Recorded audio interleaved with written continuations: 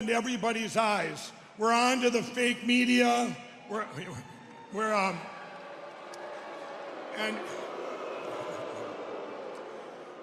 this nonsensical destruction, when politicians do things that don't help any people, they don't help liberal conservatives, they don't help Democrats or Republicans, they don't help anybody of the people, there's a very evil agenda behind that.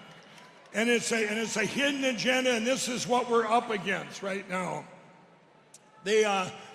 We've spent the last 3.5 years that I have been and my teams working to secure our election platforms. 132 countries either don't use or have banned electronic voting machines. Over 100 countries have banned mail-in voting, including France, Mexico, Sweden, Italy, Belgium, Russia, Japan, all the Mideastern countries, all the Latin countries have banned mail-in voting. Well, here in the USA, we have the worst election platforms in the world. It is the cheating capital of the world. And here in Minnesota, we're right in the front of the pack on that. We have 45 days of mail-in and early voting.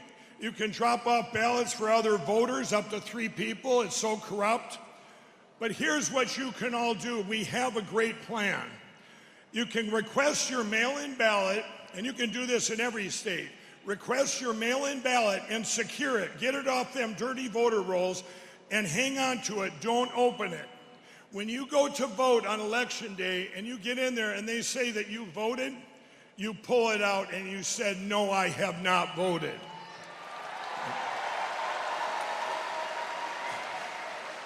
It then becomes identity theft. It's like if somebody takes your identity. We didn't have this stuff that went on in 2020 and 2022, but we didn't have this, and we need this. We need this data and for this to secure this election and to eventually get to paper ballots hand counted. You guys can check all this out at my platform, frankspeech.com, and learn all about it. That's frankspeech.com. And our great real president has said when he gets into office, he's going to go to same-day voting, paper ballots, hand-counted, signature required, and voter ID.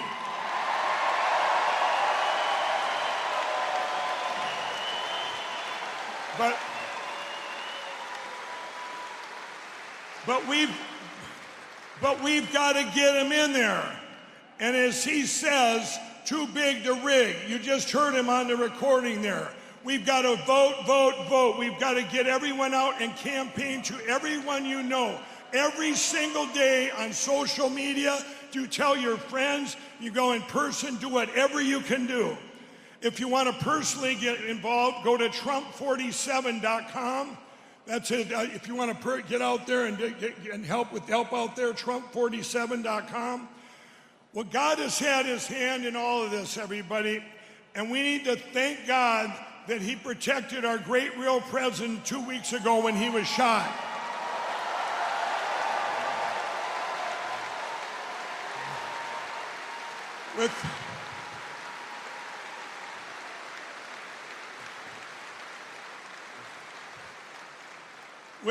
With God, all things are possible, and each and every one of us has been called for such a time as this.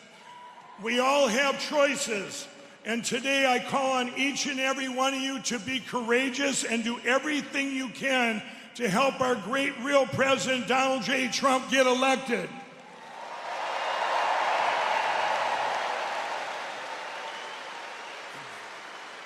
And people tell me all the time, they say, Mike, I did a speech at the Rose Garden, it seems like a long time ago, and I said God had given us grace for such a time as this, and people come up to me all the time and they say, this doesn't feel like grace. Well, I'm here to tell you, God has given us grace and more time for the greatest revival for Jesus Christ the world has ever seen. God bless you, God.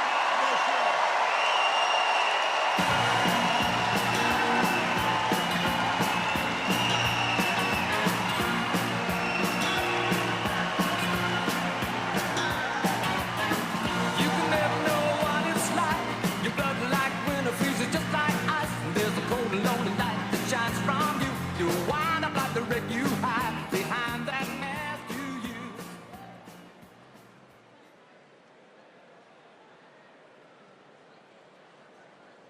Ladies and gentlemen, please welcome to the stage President of the National Border Control Council, Paul Perez.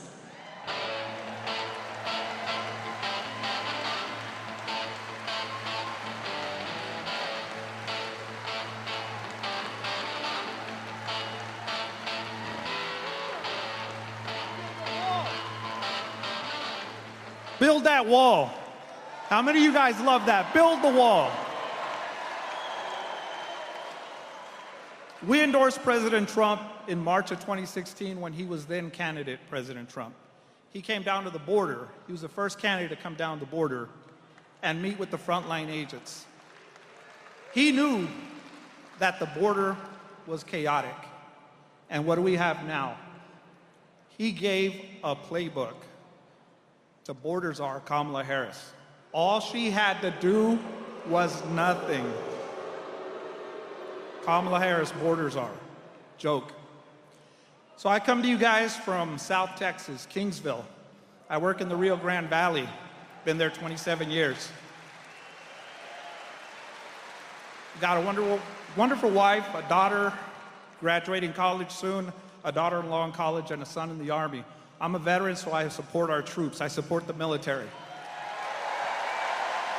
And we know that Donald Trump has been the best supporter of our military as well. Right now, on the international stage, because of the administration that's currently in power, the United States walks around with a sign on its back that says, "Kick me." With President Donald Trump and J.D. Vance in office, that sign's gonna say, "Kicking ass and taking names."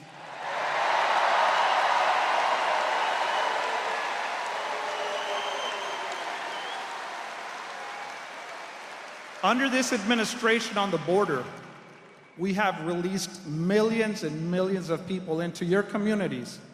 We've allowed the cartels, this administration has allowed the cartels to bring record numbers of fentanyl, which are killing our communities. Under President Trump, day one, he's going to implement the biggest deportation operation, and we're going to take back our country.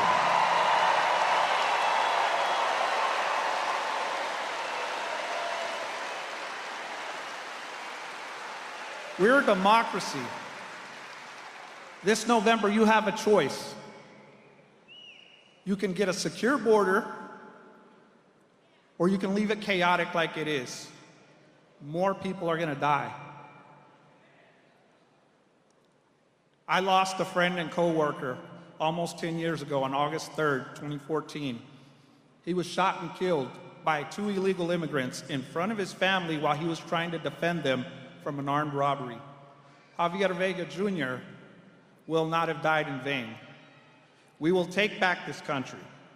You can choose strength or you can choose weakness. If you think that this country is in a good place, do me a favor. Go to your doctor. He's going to tell you there's something wrong with you, and if he doesn't, tell him to put his head out of his ass. Because this country needs Donald J. Trump. We need him. Build the wall. Thank you, Minnesota. Love you guys. Build that wall.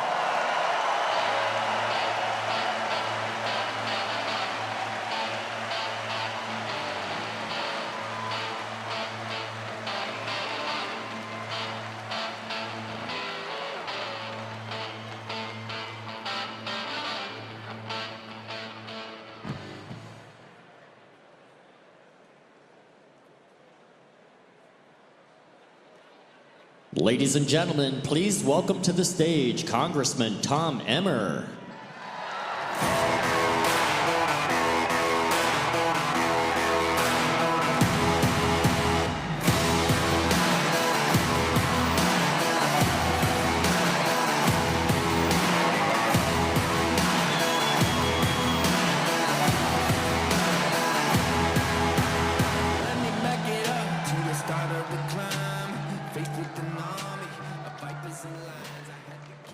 Good evening. Are you ready? Yeah, we can have energy, because guess who's going to be here? Donald J. Trump is coming. I can't wait to welcome our 45th and soon-to-be 47th President and Vice President of the United States, Donald J. Trump and J.D. Vance.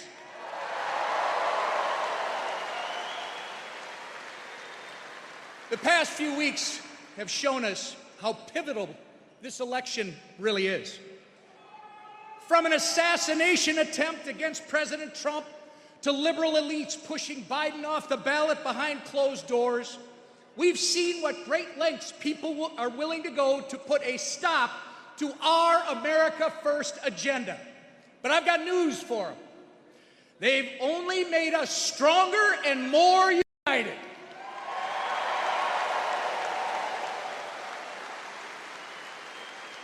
That's the message our Republican Party sent to the world at our convention.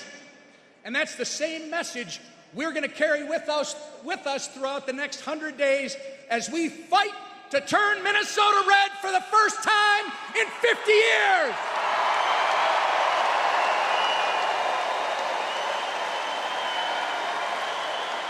Yeah.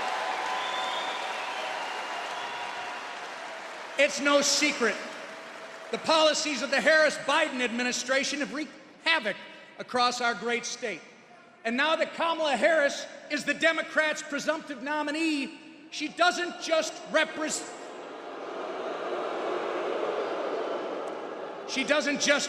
a continuation of the failed policies. She represents the Democrats' total embrace of the most radical elements of their party. Look no further than Harris's support for things like Medicare for all, the Green New Scam, and defund the police. Or look at her tenure as Biden's border czar, where a known terrorist was allowed to cross the southern border illegally and roam our country freely for nearly a year before being arrested in Minneapolis. She even promoted a bail fund that put criminals back onto our streets, one of which went on to murder someone in St. Paul. Our media is not going to be able to cover that up. It's no wonder. To make matters worse, the word on the street is that Kamala Harris has Governor Tim Walz on her vice presidential list.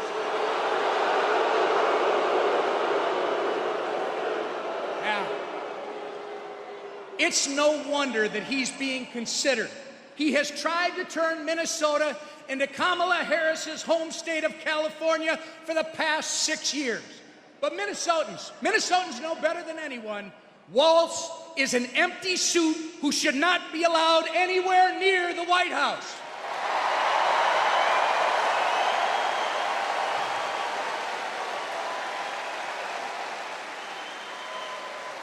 There's only one solution to prevent the nightmare that would ensue from any kind of Harris administration, and that is electing Donald J. Trump and J.D. Vance in November.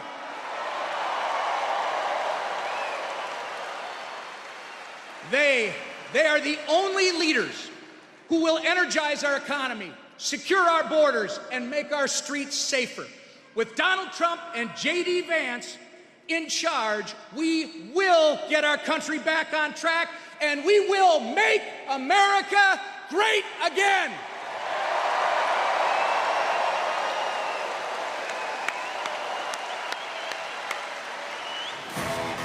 May God bless America. May God bless Minnesota. May God bless Donald J. Trump and his family. Thank you.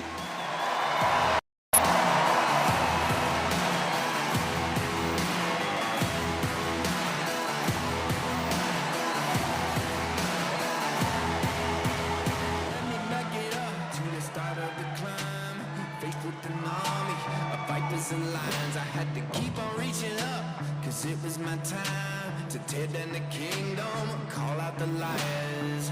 Got a jail on my heart from the pessimist, got those nails in my mouth. From the very first day that we take back the White House from crooked Joe Biden, the worst president in the history of our country, I believe that we're going to have 4 of the greatest years in the history of our country. I will, once and for all, secure our elections. We're going to go to paper ballots. We're going to have same-day voting, voter ID. We're going to do it properly. We're going to have good, secure, beautiful elections. We never want what happened in 2020 to happen again. But until then, Republicans must win, and we must use every appropriate tool available to beat the Democrats. They are destroying our country. Whether you vote early, absentee, by mail, or in person, we are going to protect the vote. That's the most important thing we have to do, is protect the vote. Keep your eyes open, because these people want to cheat, and they do cheat, and frankly, it's the only thing they do well. We will make sure your ballot is secure and your voice is heard. Many Republicans like to vote on Election Day, and we must swamp the radical Democrats with massive turnout on Tuesday, November 5th. The way you win is to swamp them. If we swamp them, they can't cheat. It just doesn't work out. But if you can't make it, you need to make a plan, register, and vote any way possible. We got to get your vote. So with your vote, we will win a victory the likes of which no one has ever seen before.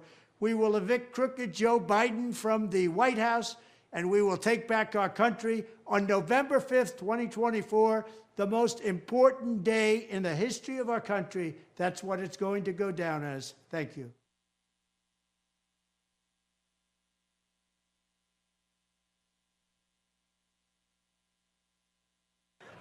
All right, I want you to hold on to your tight. This is for you and your fantasy girl. Take it away, brother.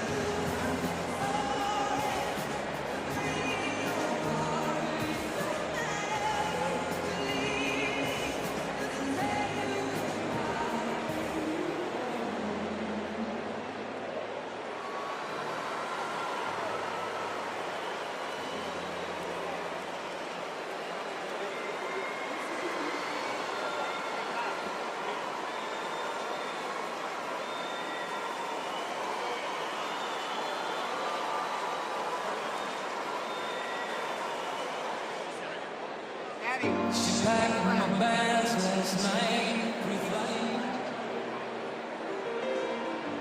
0 hour, 9 a.m. And I'm gonna be high as a kite.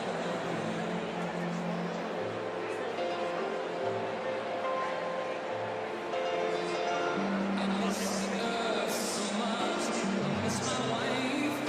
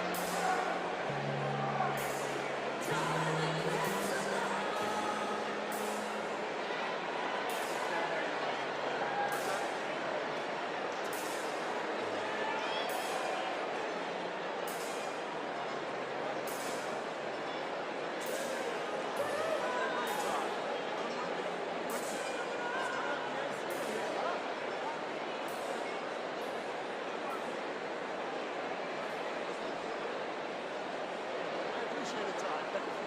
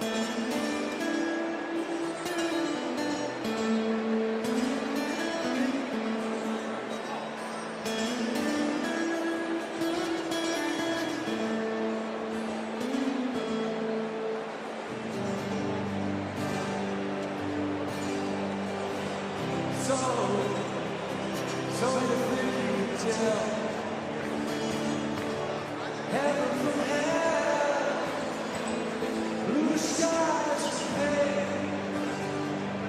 Can you tell it you feel? From cold to your rain, smile on a veil. Do you think you can tell? Did they get you a train? Your heroes and ghosts, hot as the trees, hot air and cool breeze, cold on the chain. Did you exchange? Walk on Mars and wall, evil getting rain.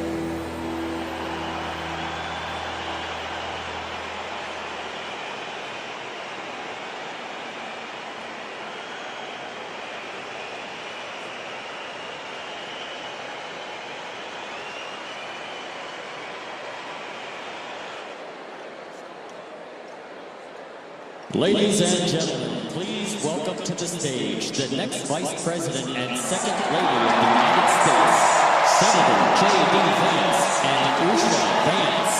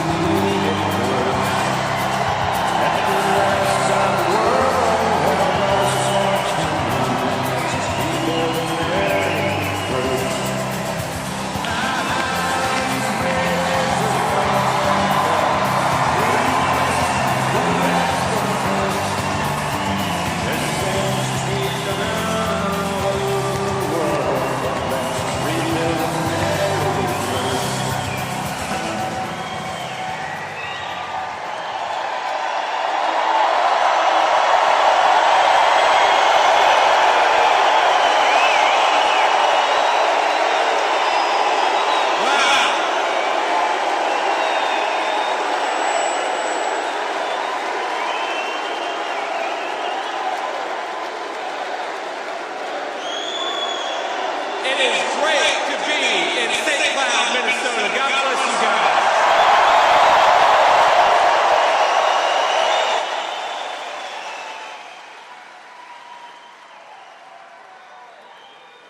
Wow. First, let me start on a somber note, if I can. I want to open my remarks with a word about the horrific rocket attack in northern Israel that killed at least 11 people, teenagers and children as young as 10 years old. We heard about this just earlier today. Now, of course, it's absolutely shocking, and it's a reminder of what happens when Donald J. Trump is not president of the United States. It makes the whole world weaker and more chaotic.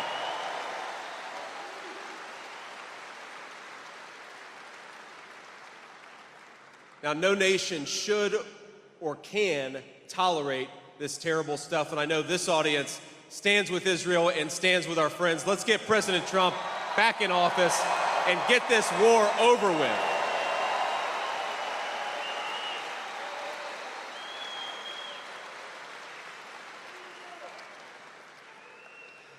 And when Donald J. Trump is president again, the days of moral equivocation on this issue and so many others will be over. We got to finish the job and get this thing over with.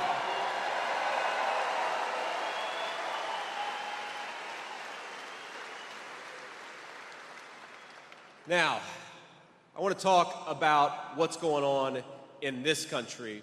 And of course, all of us learned the hard way over the last week and a half, if you didn't already know it, that Joe Biden cannot do the job as President of the United States. In fact, exactly 1 month ago, President Trump wiped the floor with Joe Biden on the debate stage, exposing a massive cover-up of that president's moral and mental incapacity. And he saved this country from 4 more years of one of the worst presidents in American history. So let's thank President Trump for getting rid of Joe Biden once and for all.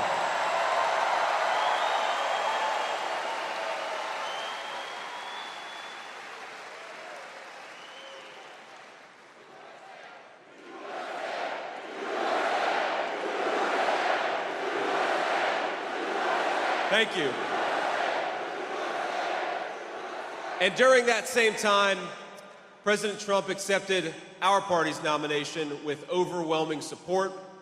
We held one of the most successful conventions in history, and he even took a bullet for the country that he loves and didn't miss a single day of work.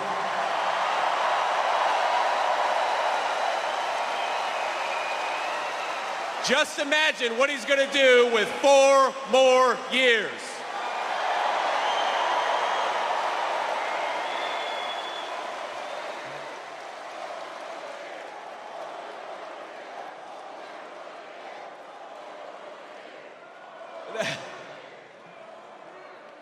Now, we've got some of our friends in the media back there, and after they deserve it. After covering up Joe Biden's mental incapacity and incompetence for 3.5 years, now the media is at it again. For 3.5 years, my friends, they told us that Joe Biden was Abraham Lincoln. And now the media tells us that Kamala Harris is Martin Luther King Jr. Can you believe it?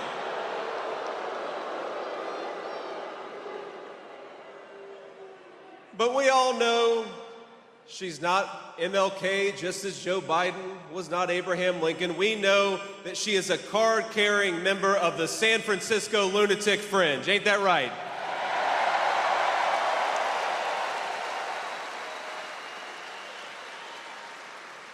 And America is not going to be fooled by the media's lies anymore.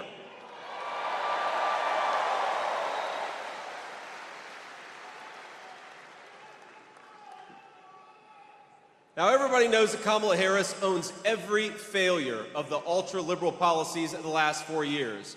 As America's border czar, and she was the border czar, the media all said it, Kamala Harris is directly responsible for the worst border crisis in this nation's history. On her watch, More than 10 million illegal aliens have invaded our country, and it wasn't by accident, it was by design.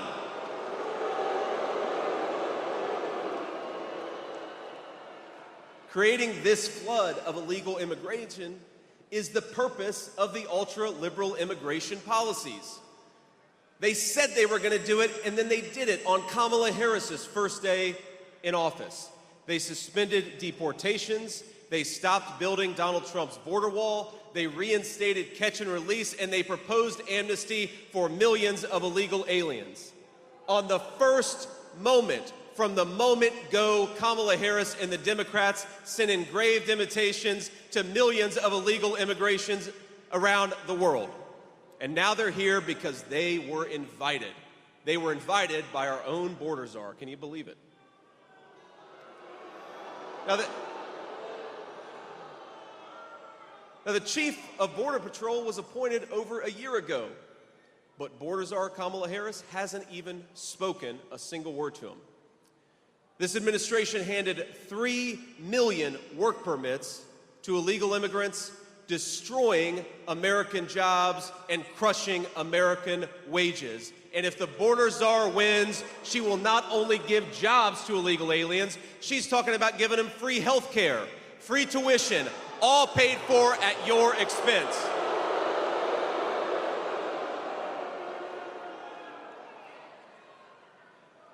I agree. Worst of all, Kamala Harris would happily erode every protection we have to prevent them from voting.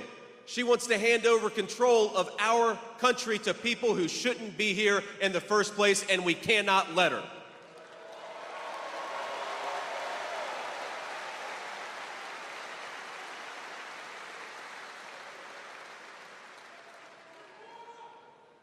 And I have a message, a very simple message to the millions of illegal aliens who are in this country and shouldn't be.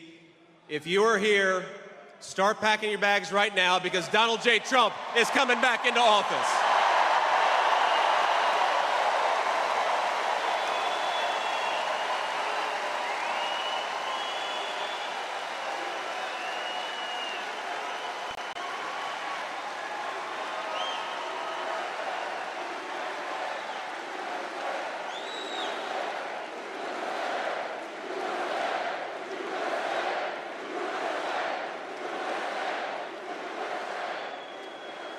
Now, what bothers me most about Kamala Harris's liberal policies is that she pretends that they're compassionate, but they hurt the least fortunate members of the American family. It is what the Bible calls the least of these that suffer the most under Kamala Harris's policies. Now, I know this, my friends, because I myself grew up in a poor family. I was one of those kids who suffered under Democrat misrule, and I know that if we let these guys gain power, it's going to be people who grew up like I did that suffer the most. Now, a lot of you know my story. You know that things worked out for me. I was able to achieve the American dream because this is a great country that gives opportunities to people, and we got to make sure it stays that way.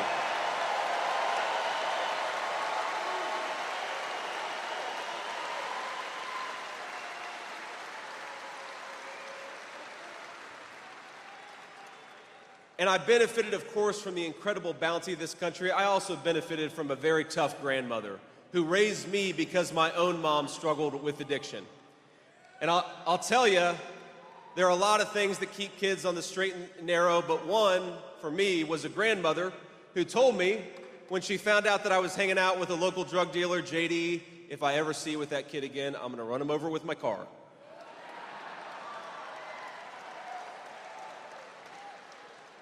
And then she added, and nobody will ever find out about it.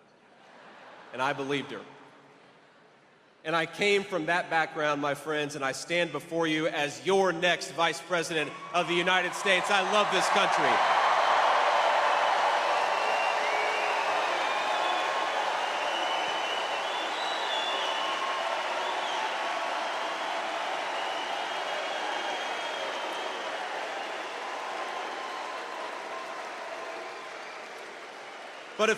But if we want to preserve that American dream for the next generation, if we want to build upon it, then we have got to win this election. We have got to bring the people's president back. That's President Donald J. Trump, and we're going to do everything we can to get him elected in November. And we're going to do it together.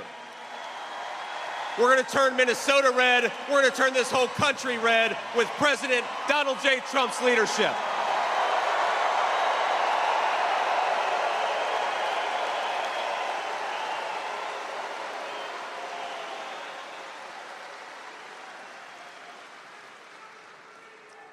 And we're going to do it not just because we want to beat the Democrats, as fun as that will be, but because the American people depend on President Trump's leadership. And the clock is ticking, my friends. In 6 months, we are going to launch the largest deportation program in the history of this country.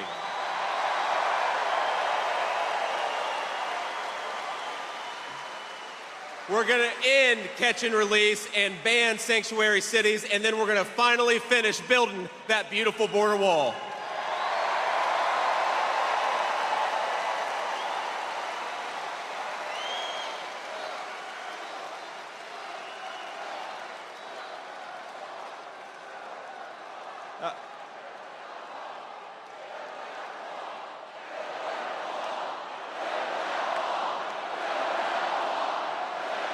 Right.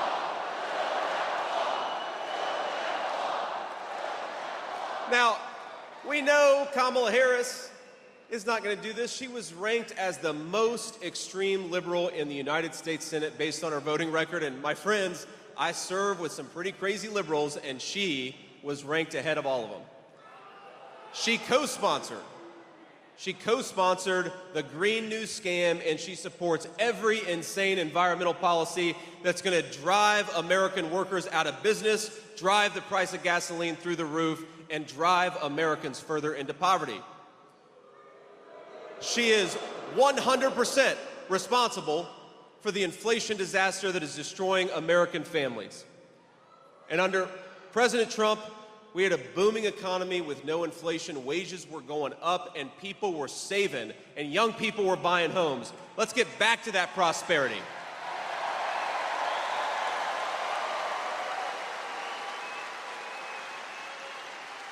We're going to fight for your ability to afford housing, education, health care, groceries. We want normal Americans to be able to afford a decent life in their own country. It sounds so simple, but it's got to happen. And one of the ways we're going to do it is drill, baby, drill. Get that stuff out of the ground.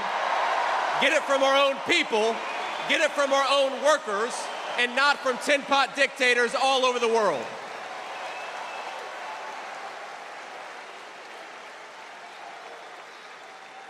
Now, some of this stuff, you read what Kamala Harris has said, and it's hard to believe. She wants to abolish ICE, legalizing squatting, and open the door for rapists, felons, terrorists, and murderers to vote. She also supports defunding the police. She opposes putting more cops in the street because she believes that police are a greater threat than the bloodthirsty criminals they lock up, and maybe they are a greater threat to her, but to hardworking American citizens, they are our protectors, and we back the blue in this country.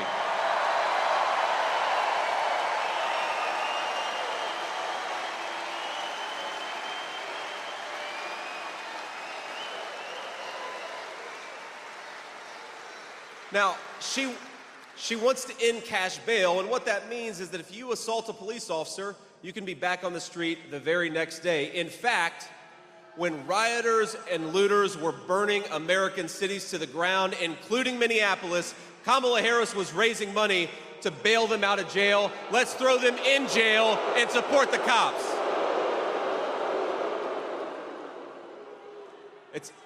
It's hard to believe, but it's true.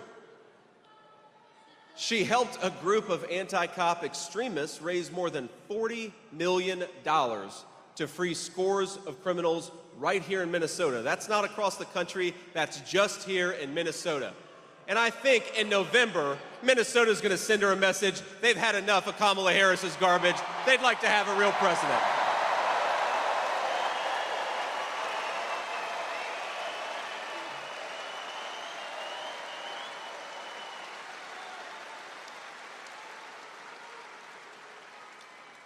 You can't make it up. Some of the criminals freed by Kamala include a convicted rapist, a knife murderer, a domestic abuser, who later shot and killed a man while he was out on bail. It's so sad. Thanks to Kamala Harris, Minnesota neighborhoods have filled and will fill with violent criminals. President Trump, you know what he did? He put them behind bars where they belong.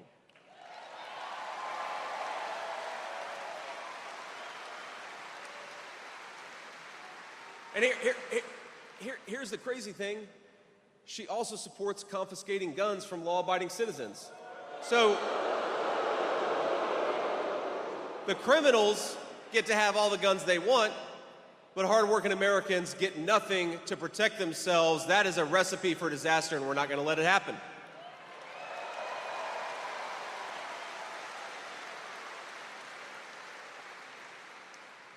She wants to make us sitting ducks in our own country. That's the policy that Kamala Harris has pursued, and we are not going to let that happen. We are going to vote in big numbers in November, and we're going to take this country back, right?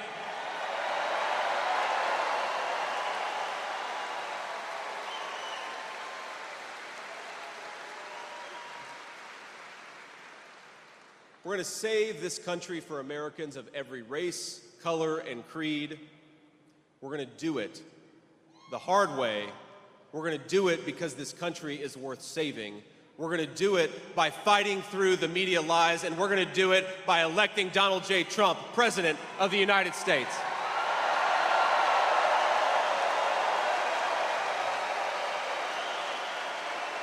Now,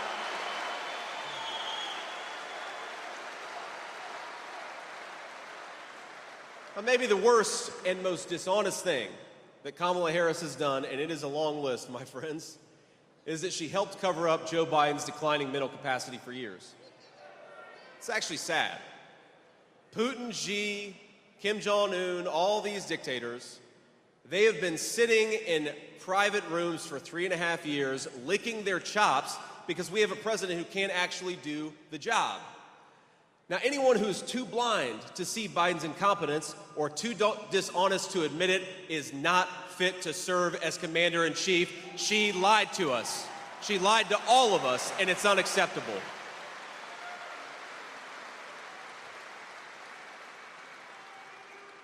And you know, they never give President Trump an easy path. Kamala Harris, the Democratic elites, are trying to install her as their new nominee without her receiving a single vote for president.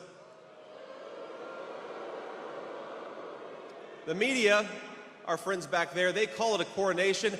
I think there's another word. I call it a coup. In America, we do not crown our leaders, we vote for them. Democrat or Republican, you gotta give the voters a choice.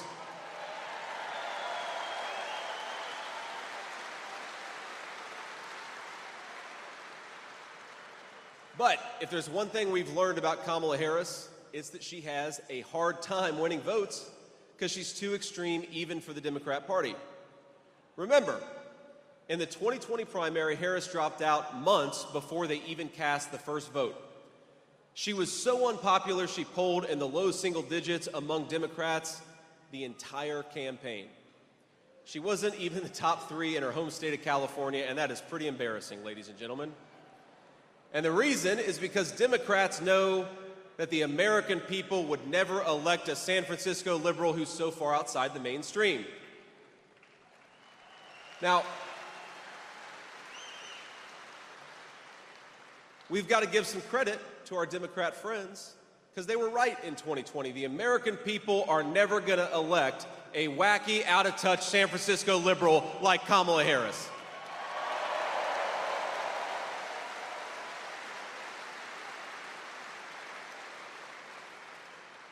Now, I saw the other day, Kamala Harris questioned my loyalty to this country. That's the word she used, loyalty.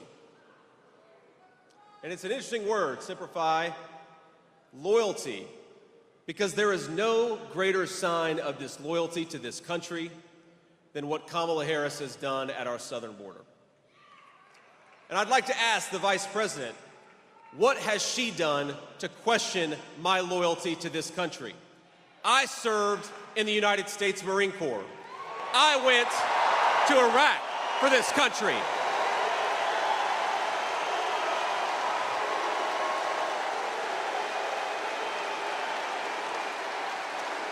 I built a business for this country. And my running mate took a bullet for this country. So my question to Kamala Harris is, what the hell have you done to question our loyalty to the United States of America?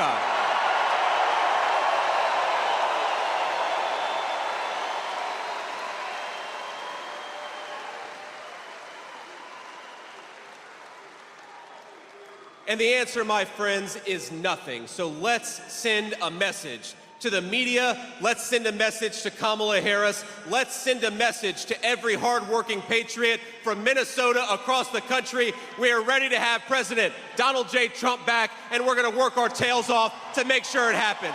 God bless you all. Thank you. And thank you for having me, Minnesota, a great state.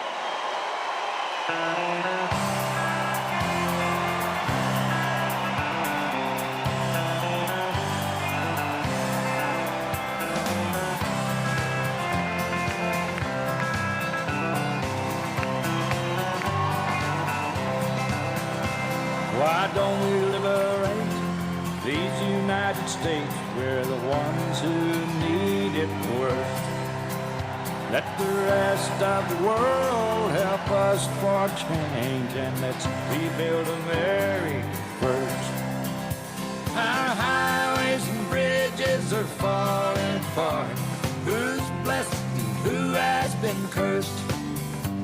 There's things to be done all over the world, but let's rebuild America first.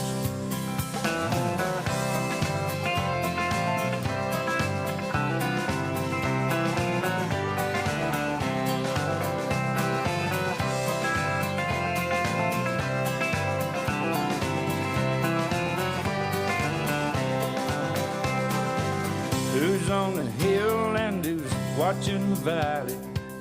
Who's in charge of it all? God bless the army and God bless our liberty. That come the rest of it all.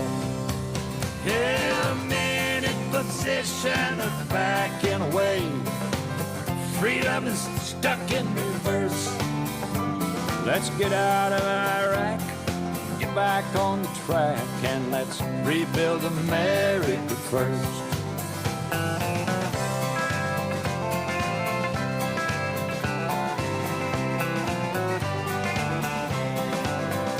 Once more.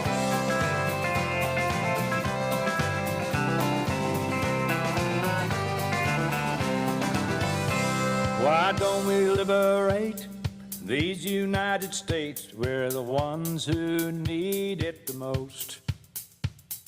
You think I'm blowing smoke? Boys, it ain't no joke. I make 20 trips a year from coast to coast.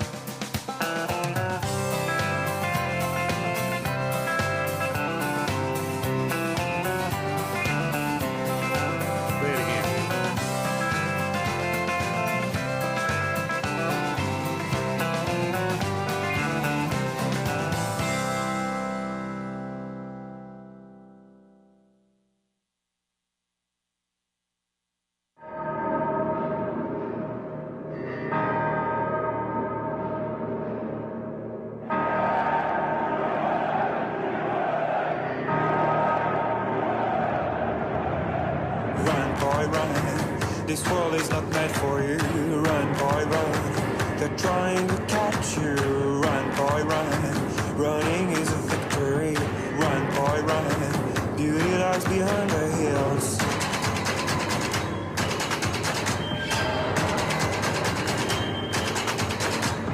Run, boy, run. The sun will be guiding you. Run, boy, run. They're trying to stop you. Run, boy, run. This race is a prophecy. Run, boy, run. Break out from society.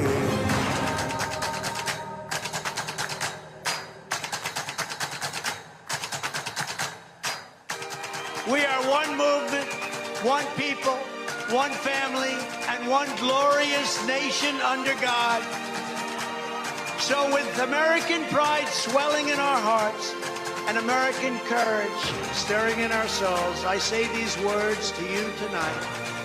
We will make America powerful again. We will make America wealthy again. We will make America strong again. We will make America proud again. We will make America safe again. And we will make America great again.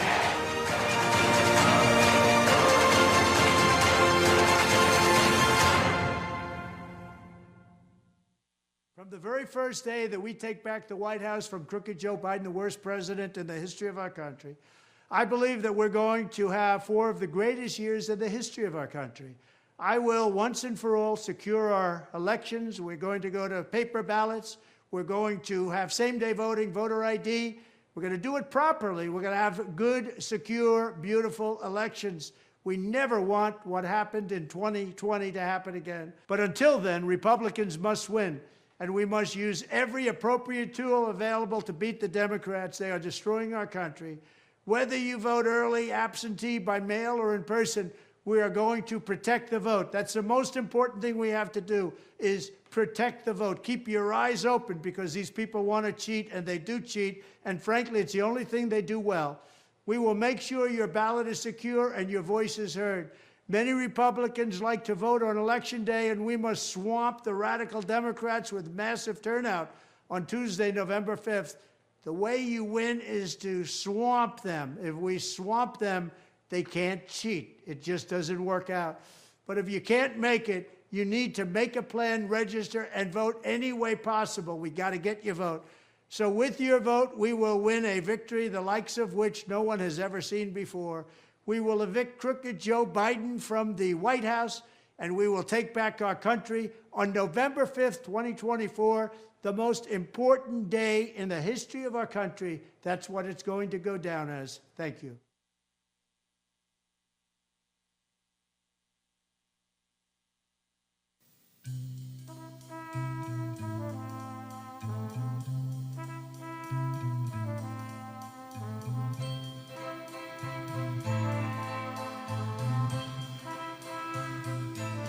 There must be lights burning brighter somewhere. Got to be birds flying higher in a sky more blue. If I can dream of a better land where all my brothers walk hand in hand, tell me why, oh why, oh why can't my dream come true? Oh why? There must be peace and understanding sometimes. Strong winds of promise that will blow away all the doubt and fear. If I can dream of a warmer sun where hope keeps shining, oh everyone, tell me why, oh why, oh why won't that sun appear?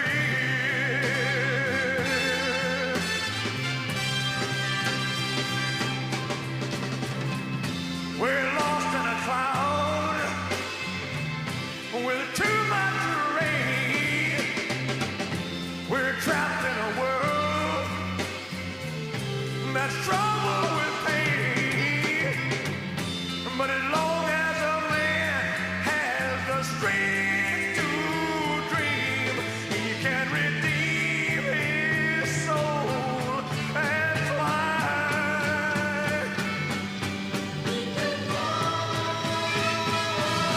Deep in my heart, there's a trembling question.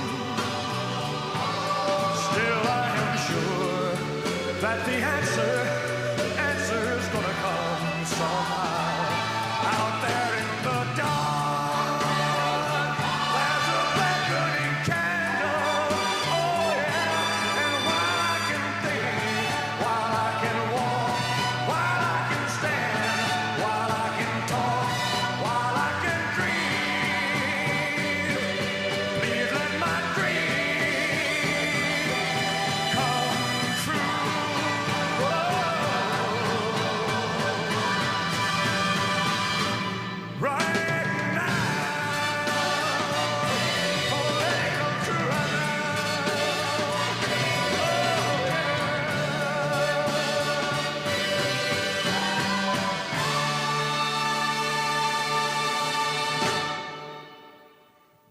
Thank you. Good night.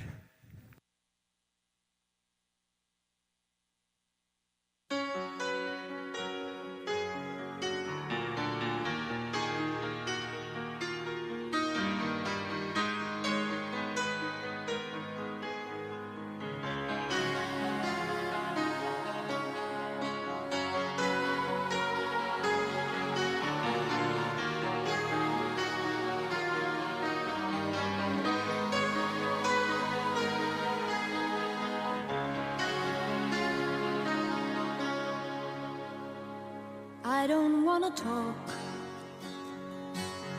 about things we've gone through, though it's hurting me. Now it's history. I played all my cards, and that's what you've done too. Nothing more to say, no more race to play. The winner takes it all, the loser standing small beside the victory. That's her destiny. I was in your arms, thinking I belonged there. I figured it made sense, building me a fence, building me a home, thinking I'd be strong there. But I was a fool, laying by the rules.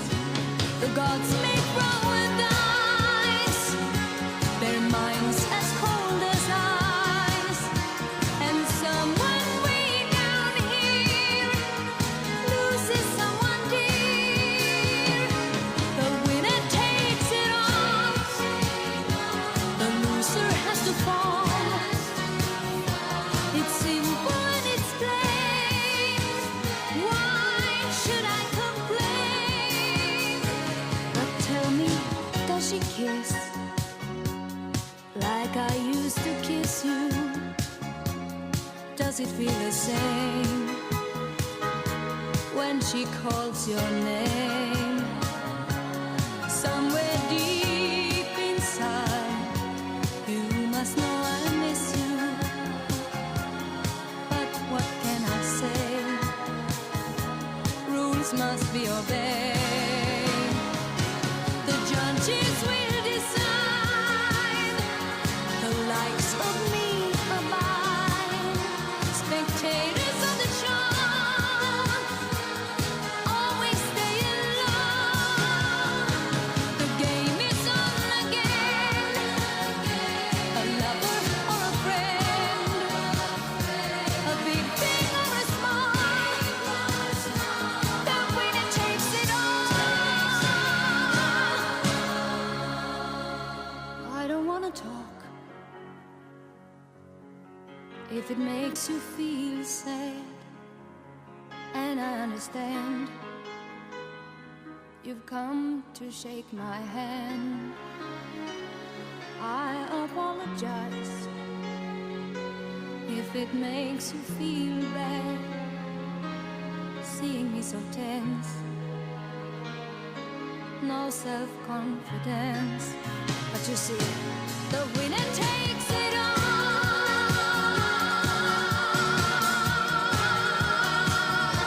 The winner takes it all.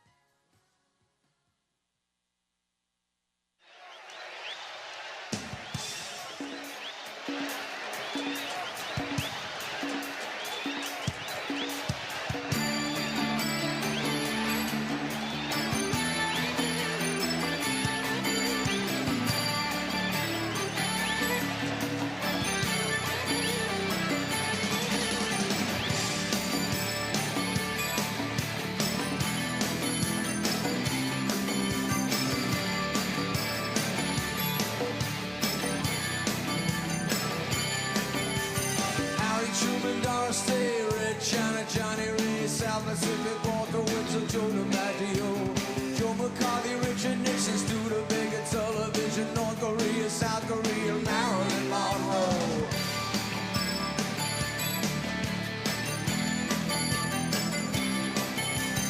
Rosenberg's H-bomb, Sugar Ray, Panwood, John Brando, the King and I, and the Catcher in the Rye. Eisenhower vaccine, England's got a new queen, Marciano, Liberace, Sansa, and a goodbye. Start the fire, was always burning since the world was burning. Start the fire, though it feels like trying to find. Joseph Stalin, Malankov, Nasser and Prokofiev, Rockefeller, Campanella, Communist Bloc, Roy Cohn, Juan Perot, Toscanini, Dacron, Yen Yen, Fu, Ball, rock around the clock. Einstein, James Dean, Brooklyn's got a winning team, Davy Crockett, Peter Pan, Elvis Presley, Disneyland, Bardo, Budapest, Alabama, Khrushchev, Princess Grace, Peyton Place, trouble in the Suez.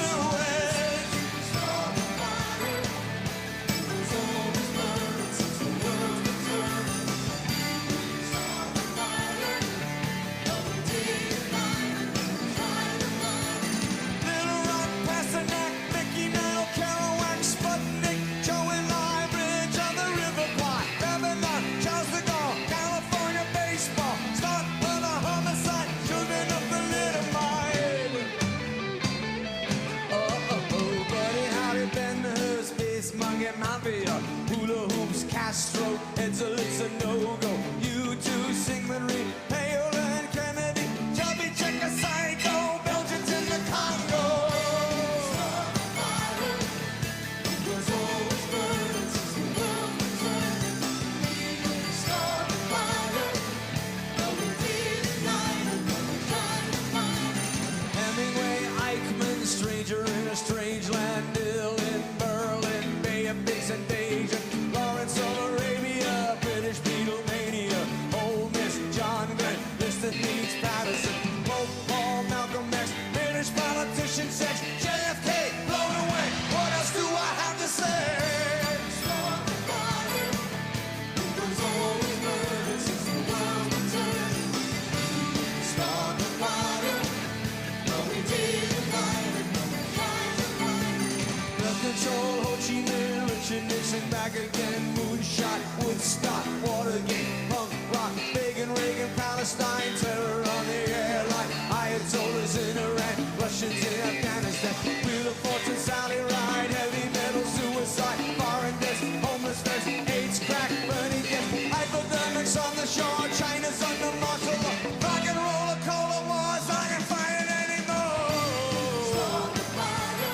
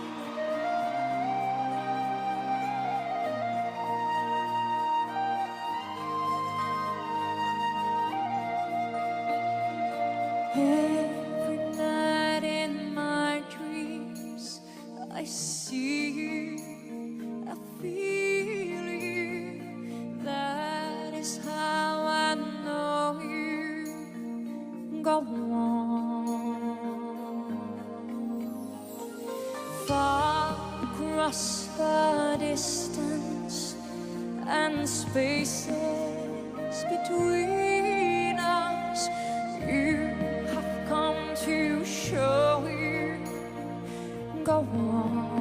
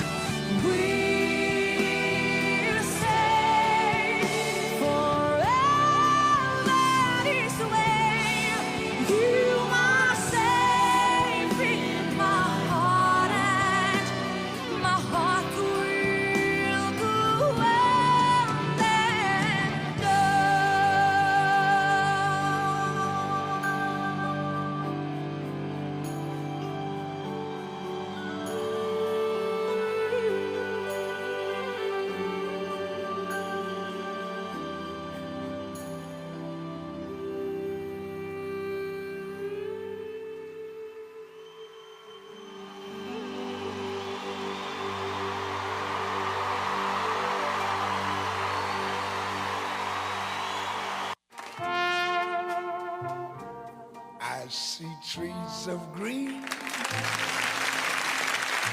red roses too. I see them blue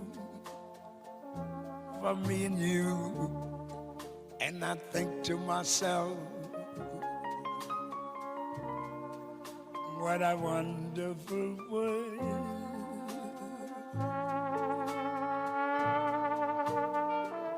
I see skies of blue, clouds of white, bright blessed days, dark sacred nights, and I think to myself, what a wonderful world.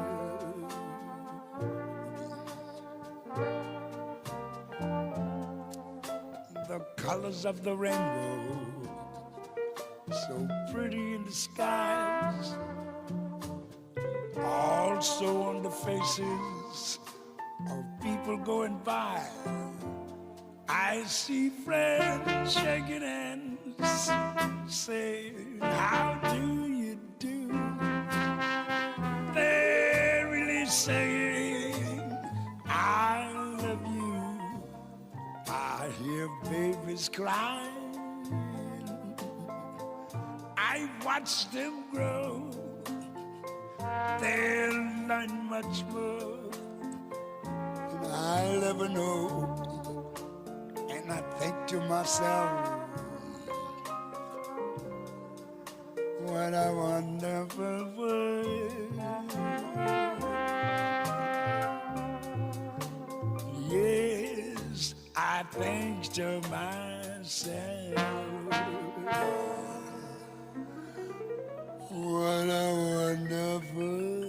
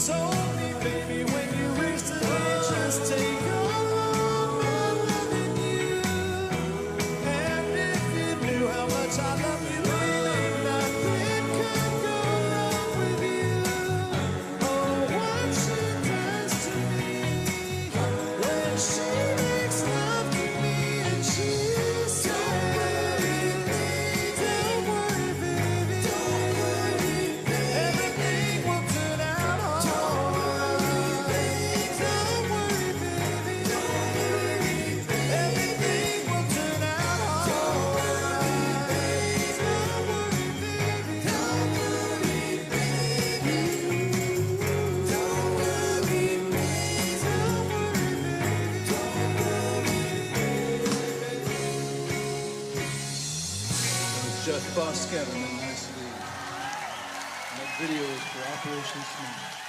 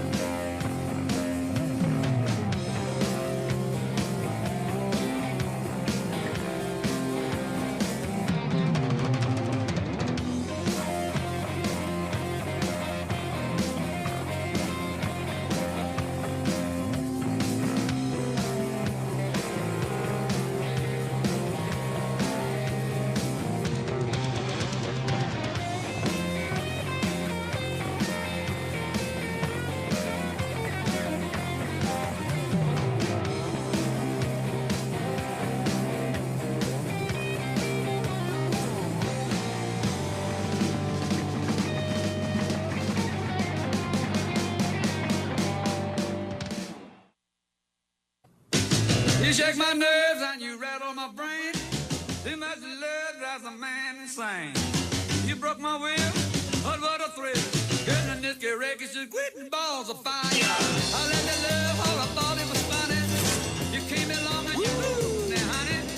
I changed my mind, look fine. Goodness gracious, quitting balls of fire.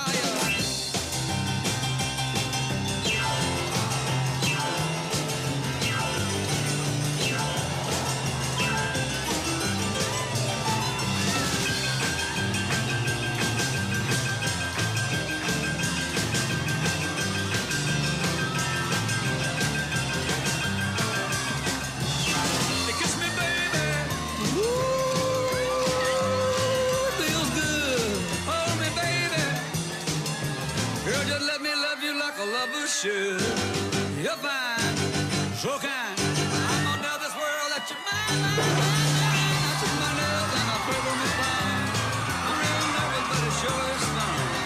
Come on, baby, it drives me crazy. The goodness gracious, quit balls of fire.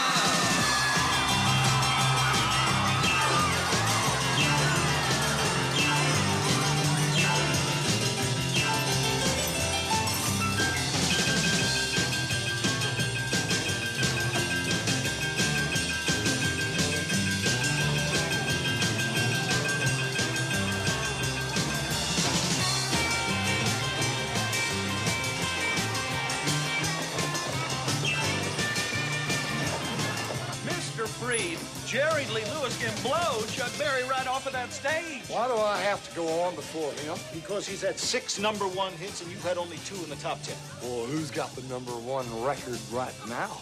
You. My point exactly. He should go on before me. Can't.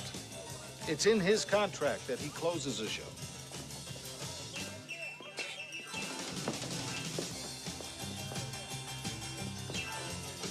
Okay, Cat. That's the way you want it.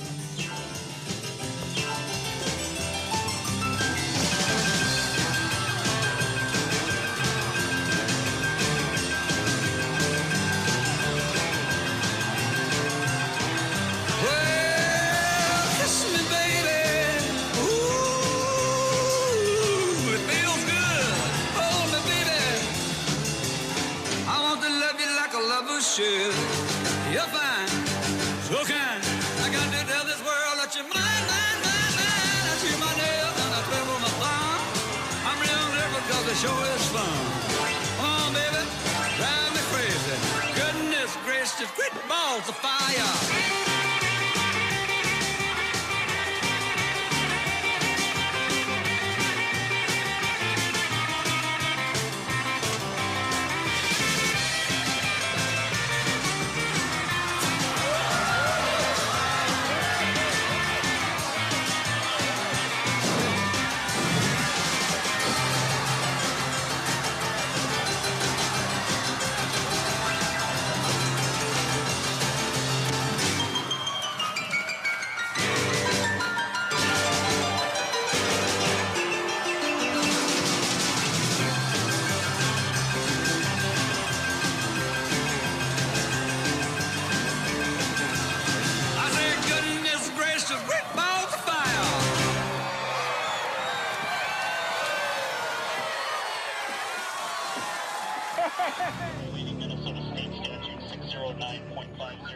Harris sending this out on X. If you're able to chip in now to the Minnesota Freedom Fund to help post bail for those protesting on the ground in Minnesota. Thanks to Harris's promotion, the group reportedly raised $35 million in just a few weeks. Darnica Floyd, charged with second-degree murder for stabbing a friend to death.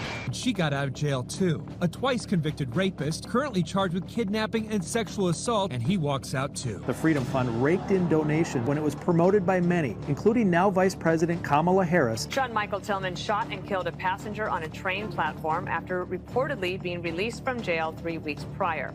All thanks to the Minnesota Freedom Fund. Donovan Boone was charged with breaking into the home of an ex-girlfriend and choking her. Freedom Fund bailed him out for $3,000 cash, and he hasn't shown up for court since. I often don't even look at a charge specifics when I bail someone out. The Hennepin County attorney called out the Minnesota Freedom Fund for bailing Mosley out of jail twice previously, even though he was arrested for having a gun in the courthouse. The Minnesota Freedom Fund, which pays cash bail for low-income criminals, paid Tims's entire $10,000 bail in cash. 11 days later, police found a man bleeding from the head and ears in this alley. Police were able to arrest Tims in connection to this violent assault. Howard was arrested and charged with second-degree murder. The Minnesota Freedom Fund acknowledged supporting Howard's bail.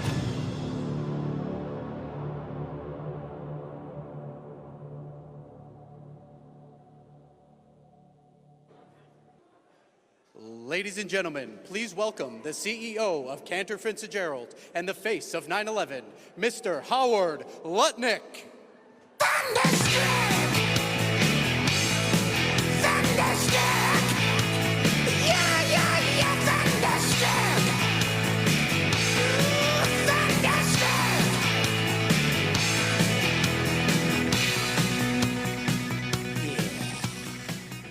This place rocks! Let's go! We just came from Bitcoin 2024 and the crowd was fire, but they are nothing like this. So my name is Howard Lutnick, and I'm from the company Cantor Fitzgerald. Now, some of you may remember that my offices were located on the 101st to the 105th floors of the World Trade Center. See, I was taking my son to his first day of kindergarten that day. That's why I'm alive. But we lost 960, right? We lost 658 people of our 960 employees. My brother Gary died, he was 36. My best friend Doug, he was 39. And all those families. So I know jihad. I understand jihad. And we need Donald J. Trump to crush jihad.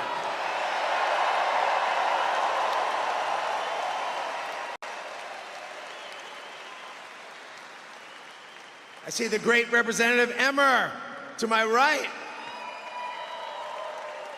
Fantastic. So I have a great honor tonight.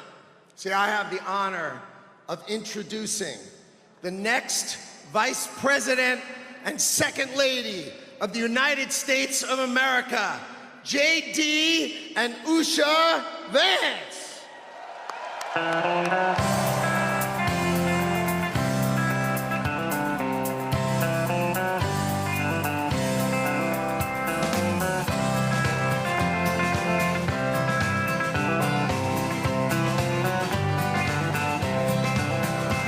Why don't we liberate these United States? We're the ones who need it worst. Let the rest of the world... All right. Isn't she lovely?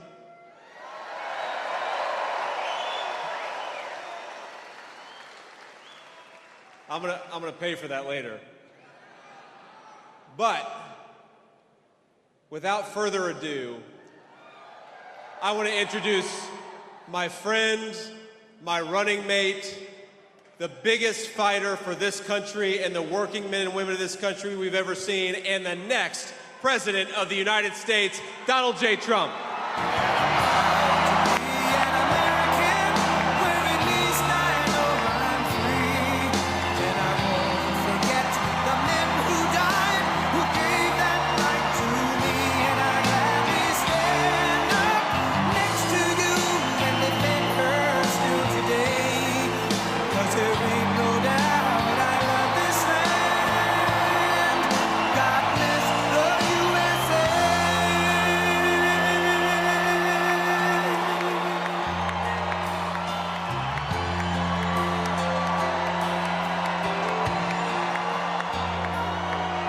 From the lakes of Minnesota to the hills of Tennessee, across the plains of Texas, from sea to shining sea, from Detroit down to Houston and New York to LA, where there's pride in every American heart, and it's time we stand and say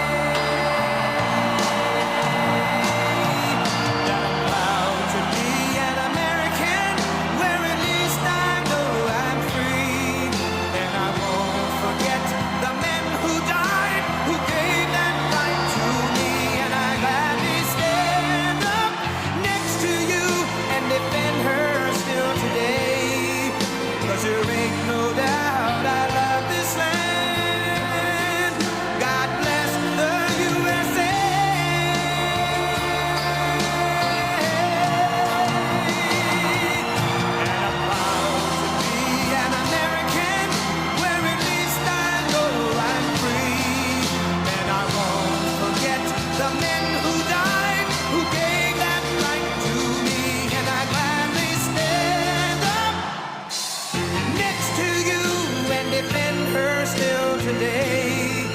'Cause there ain't no doubt I love this land. God bless the USA.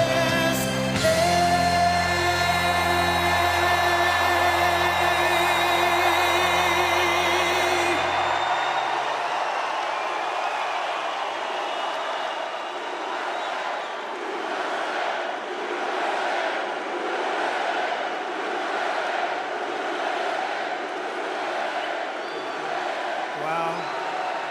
I don't know.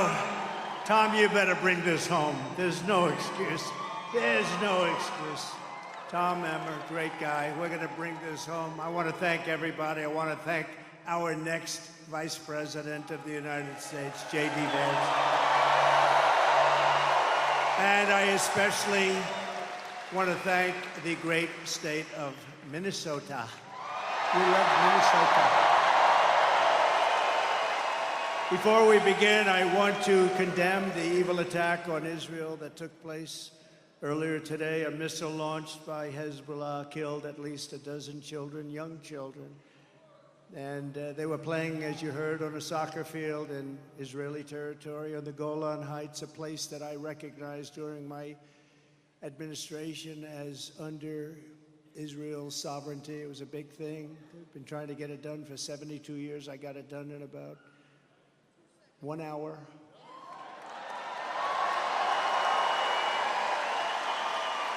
The savage Hezbollah terrorists struck these children with an Iranian precision missile. Dozens more were wounded in the attack, and sadly, the death toll is probably going to go very substantially higher. Our hearts go out to the families of these innocent children. No parent should have to suffer the terrible loss of a child at the hands of terrorists or anybody else.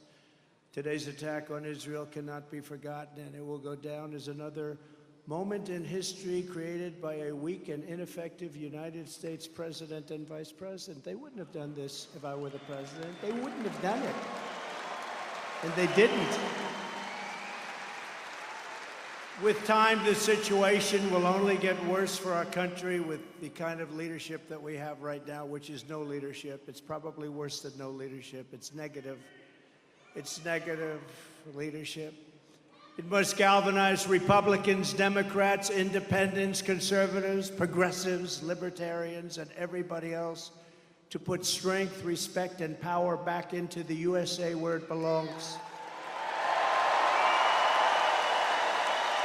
This attack, just like the attack on October 7th or the Ukraine-Russia war, think of it, nor would country-busting inflation. You know, inflation is destroying our country. None of it would have happened. It would have never happened if we were president. It wouldn't have happened. It's a dangerous and terrible time for the world. And it's almost the entire fault of incompetent Biden-Harris administration. She who says that she wasn't the border czar. She wasn't the border czar for 3 years. She was the border czar. She let it be known, I am the border czar. Then she never went to the border. She's terrible. She's worse than he is, I'll tell you right now. I want to be nice. They all say, I think he's changed. I think he's changed since 2 weeks ago. Something affected him. No, I haven't changed. Maybe I've gotten worse, actually, because I get angry at the incompetence that I witness every single day, the way millions of people are pouring into our country.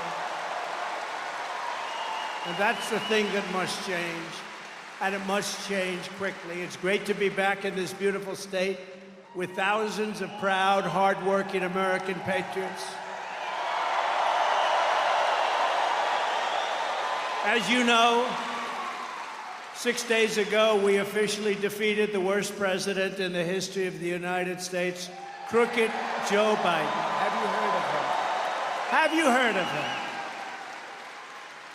He was badly beaten, and everybody went to him and said, Joe, you can't win, you can't win. He said, no, let me debate him. Let me debate him, please. That didn't work out too well either. That was the end. The debate was the end. You can't beat him, Joe. Now we just beat you, Joe. You're going to lose. You got to get out. We want to get out. You got to get out, Joe. There was nothing nice about what they were doing. It wasn't democracy, was it? It wasn't democracy. They were saying, we want you out of the race, Joe, and we want you out here. You're going to lose. These are quotes from some of the fake news. Look at all the fake news back there. Wow. That's a lot. That's a lot of fake news. Man. That's a lot of fake news, Mike. Joe, you're going to lose. We want to put somebody else in. And then I realized last night I was speaking to a great group of people, Christians, all Christians, and they've been horribly treated by this administration. Today I spoke to Bitcoin crypto. So I went from Christians to Bitcoin, and now I'm with you in Minnesota. We cover a lot of territory. Think of that. So Christians to Bitcoin to Minnesota. We cover a lot of territory. And I never mess it up by saying, let me tell you about Bitcoin. I don't do that, no.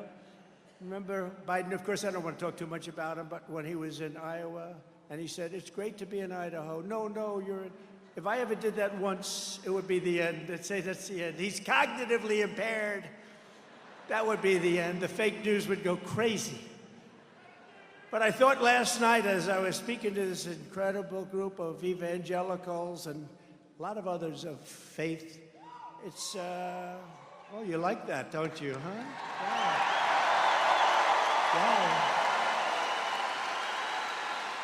Wow. That means our country's coming a long way, because you put faith back, you put religion back into our country, it's going to be a much better place. I'll tell you that.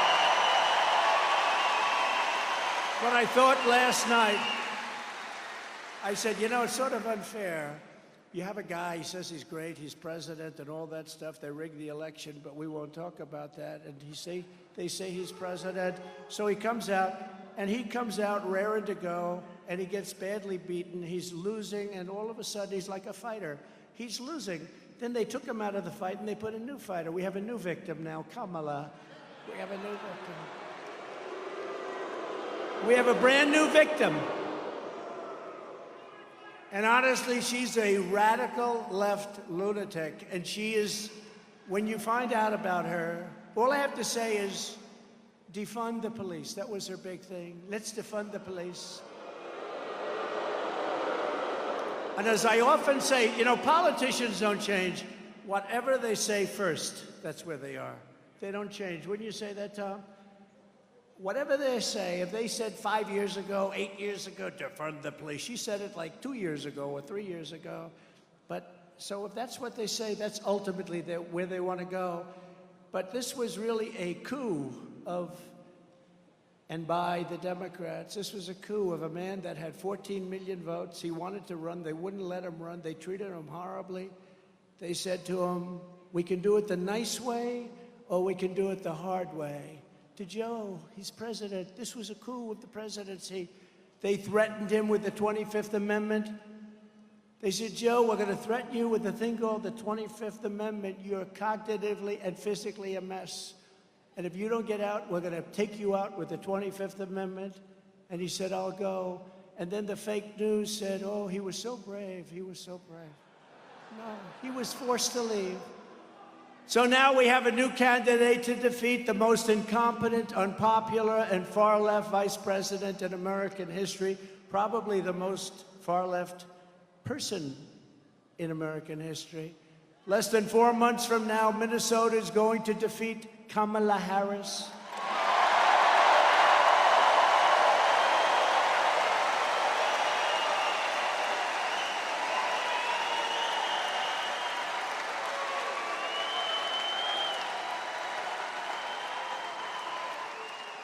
And remember what I said a short time ago, she strongly fought for many, many bad things. But to me, I love the police. We're not defunding them. We're going to fund them. We're going to overfund them. She's just thinking. She's defund the police, and I'm overfund the police. We're going to overfund. We're going to evict this radical and incompetent administration from the White House, and together we are going to make America great again.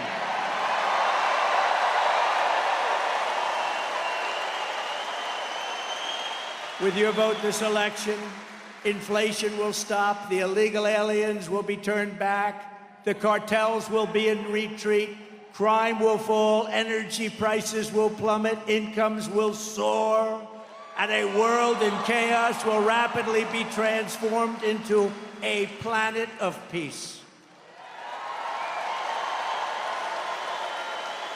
And very importantly, and you don't hear this anymore, the words you don't hear under the Trump administration, the American dream will come roaring back bigger, better, and stronger than ever before. The American dream will come back, right?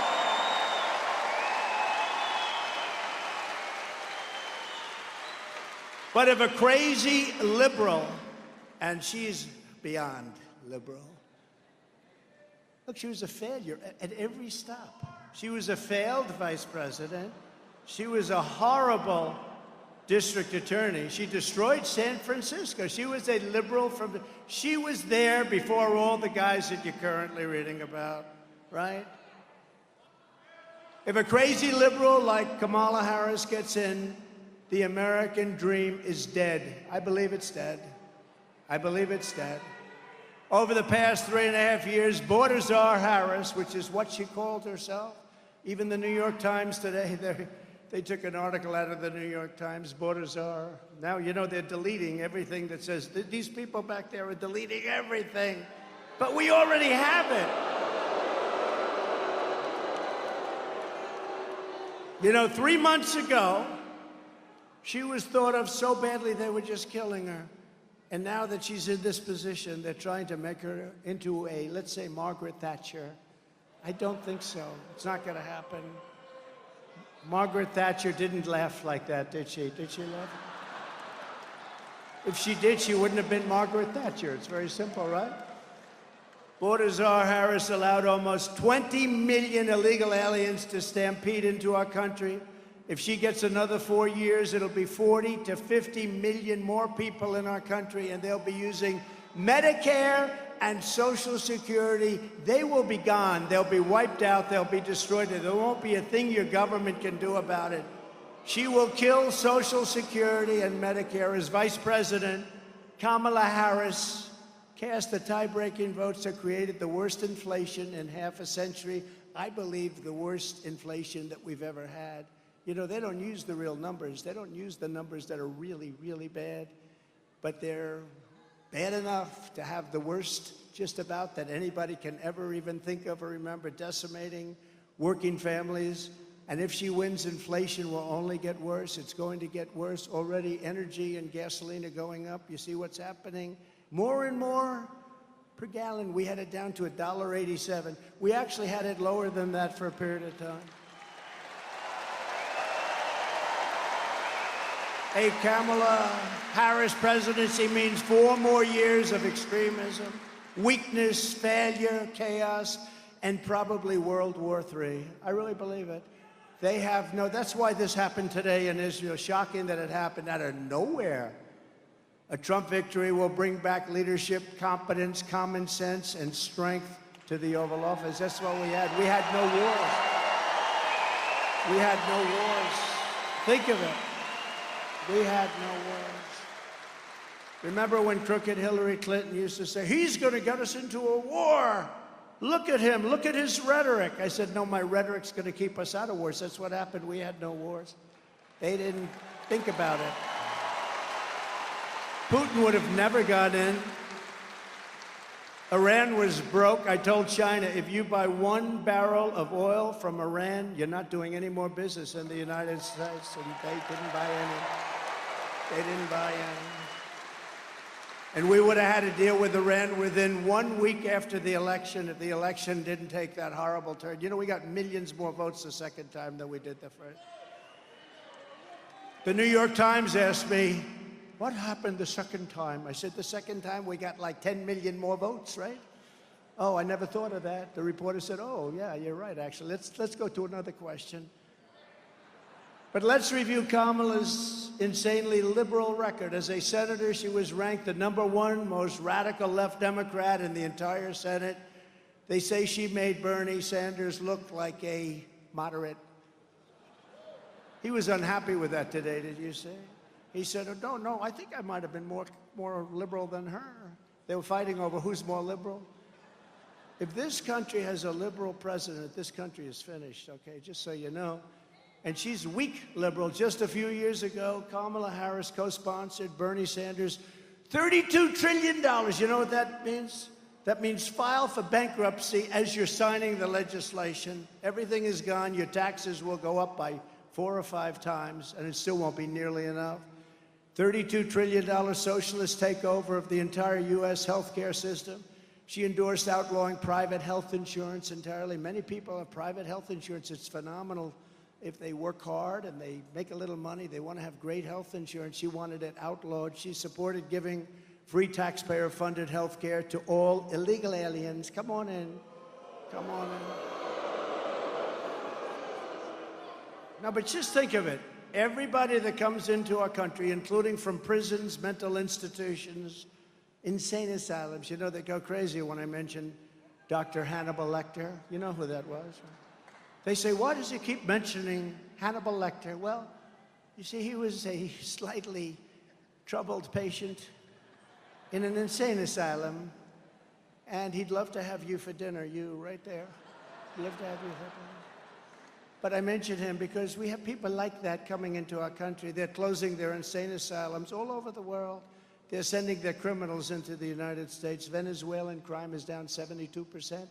Because they're sending their criminals and their drug dealers and their prisoners to the United States. And next year, I think, instead of being here, which is a great place, I love this place, we'll go to Venezuela or someplace in South America where they've sent all their criminals to us, because we'll have a nice, safe event.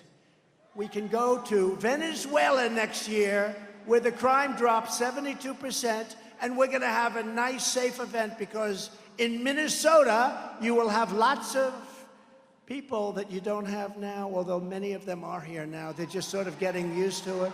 You'll have people from their jails and from their mental institutions in Minnesota. So we'll go to a nice, safe location. She co-sponsored the $100 trillion Green New scam to abolish oil, coal, and natural gas. She pledged to ban fracking. No fracking. Oh, that's going to do well in Pennsylvania, isn't it? Remember Pennsylvania, I said it. She wants no fracking. She's on tape. The beautiful thing about modern technology is when you say something, you're screwed if it's bad. If you say it wrong, you're screwed. She said, I never said about fracking. Then we play about 90 tapes. You know, there will be no fracking.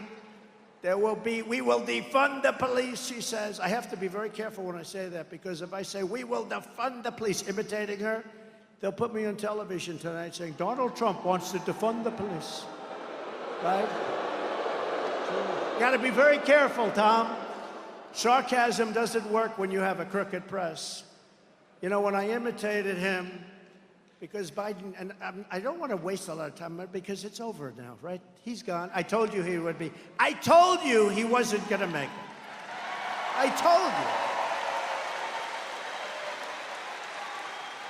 In the debate, and they called for the debate. They wanted it early. I said, okay, I accepted every rule.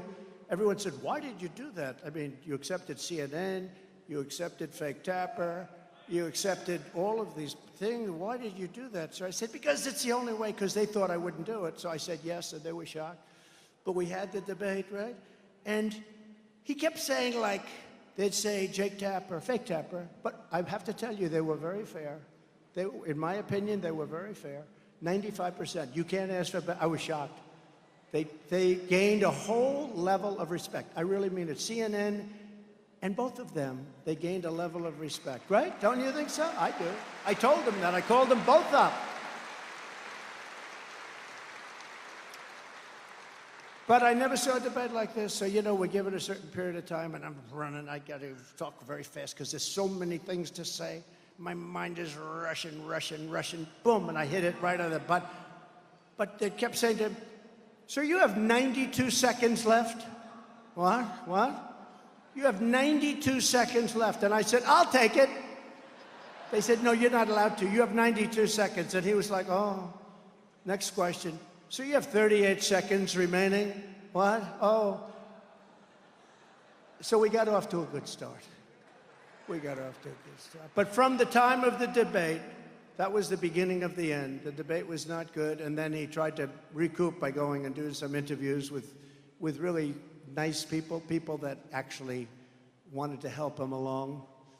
But they can't answer the question for him, so it wasn't a good situation. And now we have somebody that's, I believe, worse than him. I really do. Kamala called for slashing consumption of red meat to fight climate change.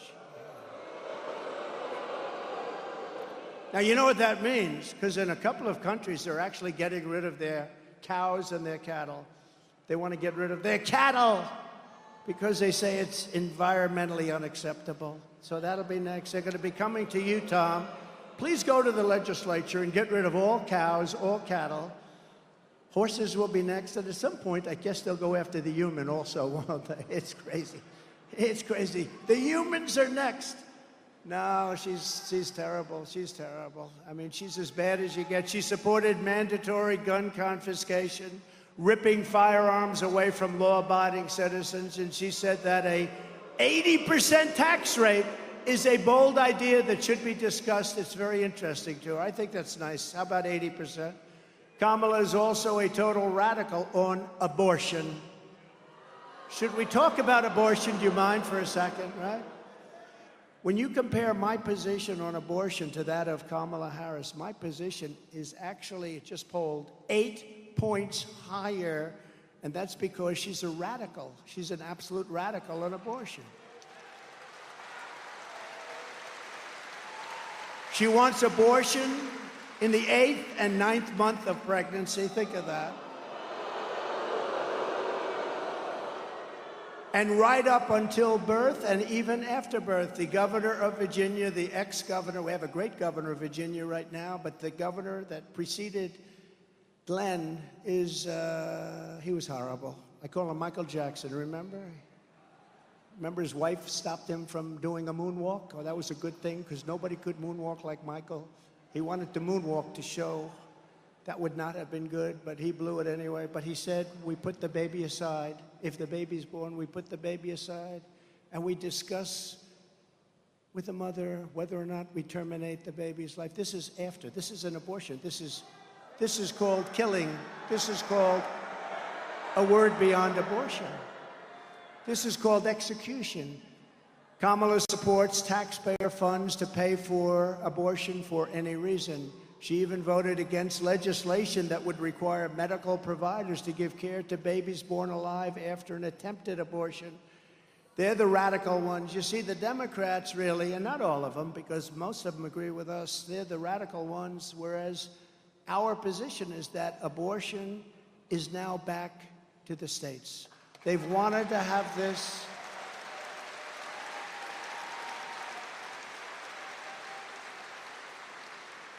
This has been going on for 52 years, the way everybody and all legal scholars, they always said this is the way it should be.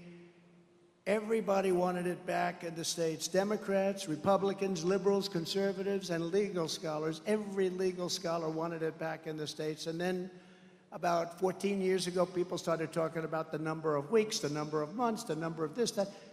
They wanted it back in the states where people can decide, and that's what's happening. You look at Ohio, they decided. You look at Kansas, they decided. You look at a lot of different states, they decided. And sometimes it comes out the way certain people want it. Sometimes it didn't. Ohio came out with somewhat of a liberal interpretation, and so did Kansas, which was a little surprising, but it's the vote of the people. Like Ronald Reagan, I believe in exceptions for the life of the mother, rape, and incest. And I also believe that you have to follow your heart, but you also have to get elected. You have to remember that. We have to get elected.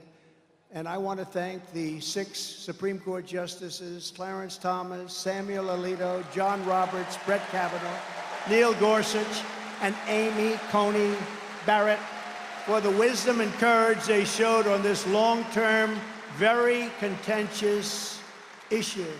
But getting it back to the states puts the question where it belongs, with the vote of the people, and it's over time. And you'll see this over time. It's going to work out incredibly well, and just an issue that was tearing our country apart for years and years is coming to an end, and people are coming together. It's going to be the vote of the people, and it's a state vote. It's the way it was supposed to be. It should have never been in the federal government. So, thank you. I think it's so important to say. I think it's so important to talk about. This November, the American people are going to reject Kamala Harris's crazy liberal extremism on a massive landslide. We're going to have a landslide because it's going to be too big to rig. You know what too big to rig is? We're not going to let her turn the United States into communist San Francisco. You know, 15 years ago, San Francisco was perhaps the greatest city in the country. And now it's unlivable. It's unlivable. The crime is so bad. The drugs are so bad. She has ruined it. She was the original of the bad DAs. She was the original of the bad prosecutors. She blew them all away. There are a lot of people that say she destroyed San Francisco. She will destroy our country. She will destroy. And moderate, you know what? We can maybe live with moderate, but we have to bring our country back. We've gone down a long way. Remember this. Out of the 20 million people, and probably much more than that, that came in, so many, they have to be taken out. We're going to have the largest deportation effort in the history of our country. The criminals, we have to get them out immediately.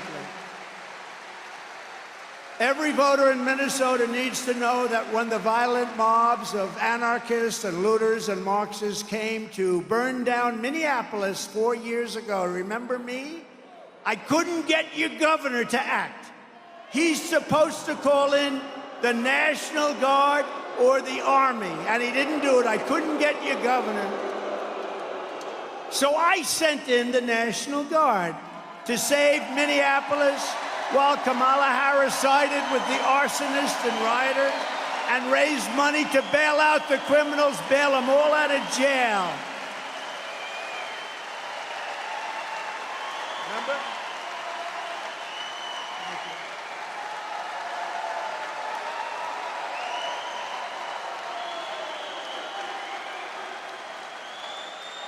I kept waiting for his call. You remember the guy from CNN, the reporter, so-called? I won't use his name. I don't want to embarrass. Shaved head, nice-looking head, actually shaved. And he goes, "This is a friendly demonstration." And behind him, the entire city was burning. Remember, it was like a war zone. The entire city was burning down. And as he was speaking, somebody threw like a hand grenade at his feet and broke his knee. This is a friendly rally. No, you know what's a friendly rally? This is a friendly rally.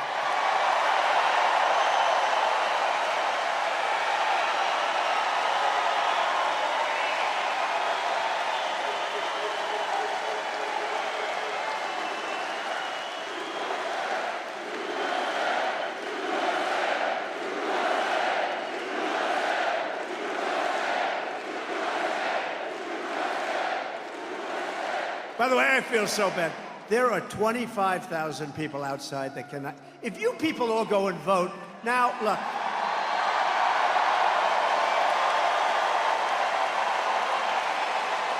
There's no way we lose this. There's no way we should lose this state.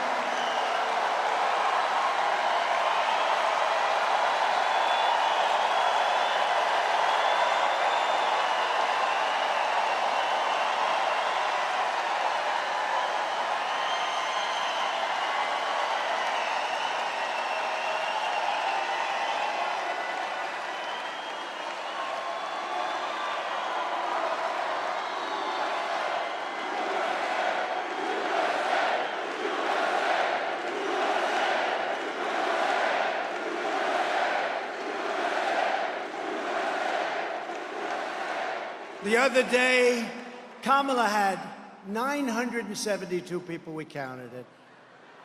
They said it was 2,000, and that's okay.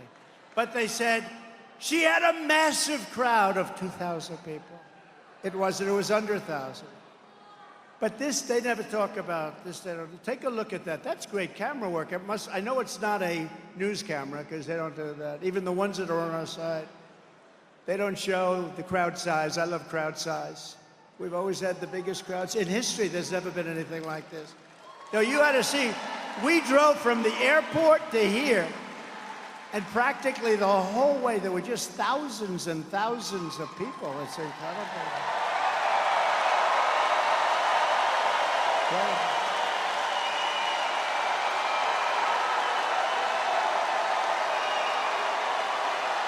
Incredible.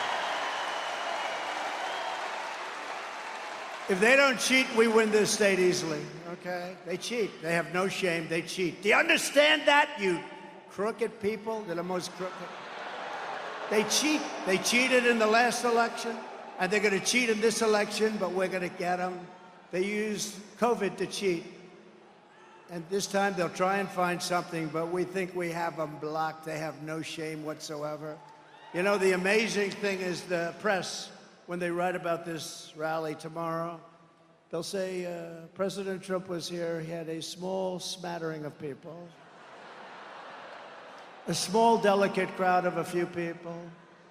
Sometimes they'll say a few hundred people. They never talk about it, and they never show the crowd, no matter, look at the corner. See the corner of the room? Turn your camera right up in that corner. See that corner? See that corner up there? See that corner up there? See that corner? Look at that.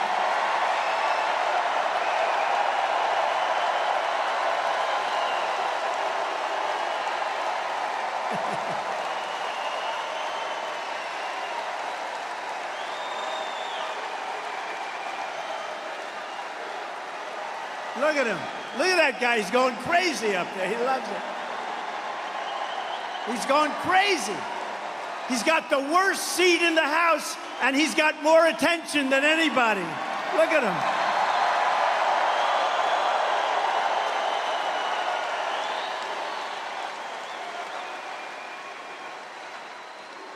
But those cameras will never turn, will they, huh? See, I'm watching the cameras. They're not turning because they don't want to turn, because they don't want to show what's happening. This is the greatest movement in the history of our country, and if we don't win this election, our country is finished.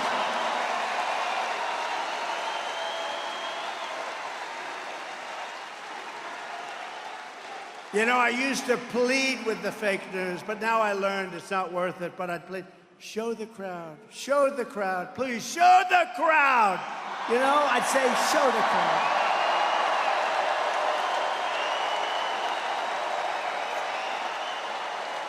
And they'd keep that camera blaring right on my face. They'd show it as tight as possible, as tight as you can.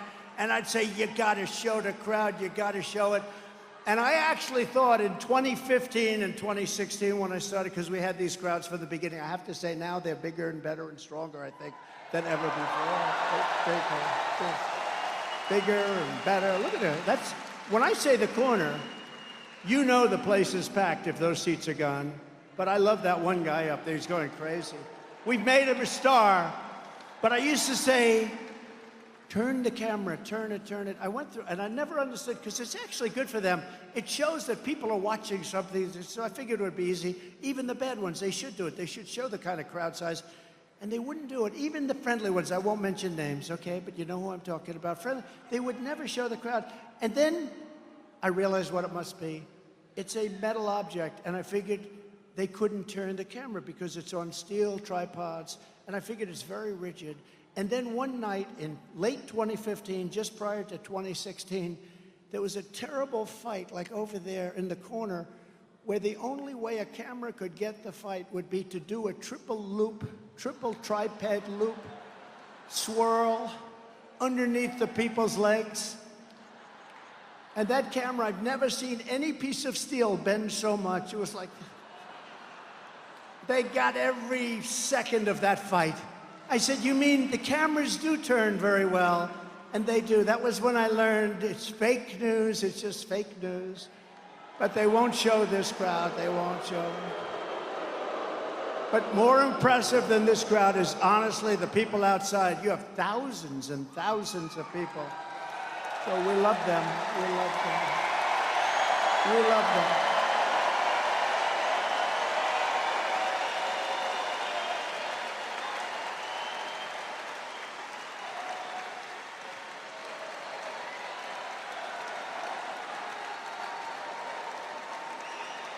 We do. We love you. We love you all. How good is this place? What a state. I think I should move here.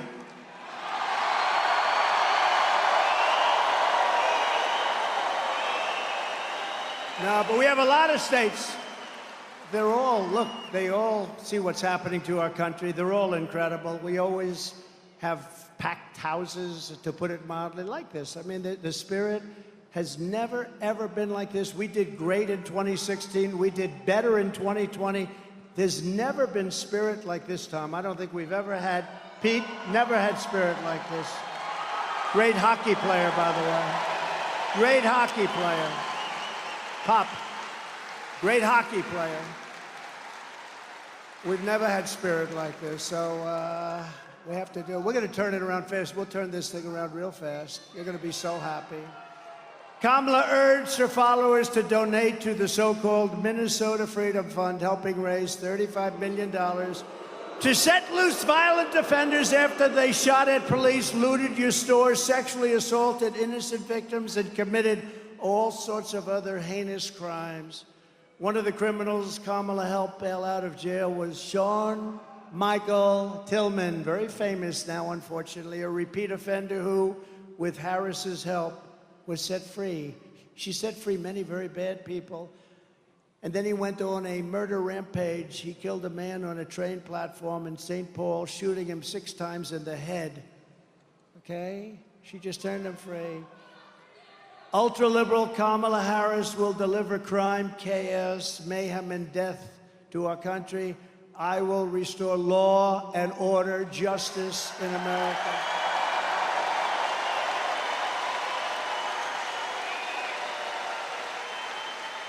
With your vote, we will get the gang members, drug dealers, and dangerous criminals the hell out of our states. We'll get them off our streets. We'll put them behind bars. But what we're really going to do is send them back to the country from where they came.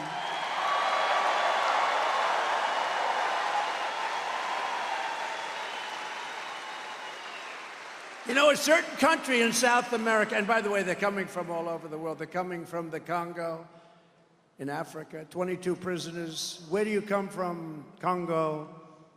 The good thing about these people is they make our criminals look like really nice people. It's true. Our criminals are now considered fine, upstanding people by comparison to these people. I told Dana White, UFC, do we love Dana White? How good was he at the convention? I said, Dana, I have a great idea.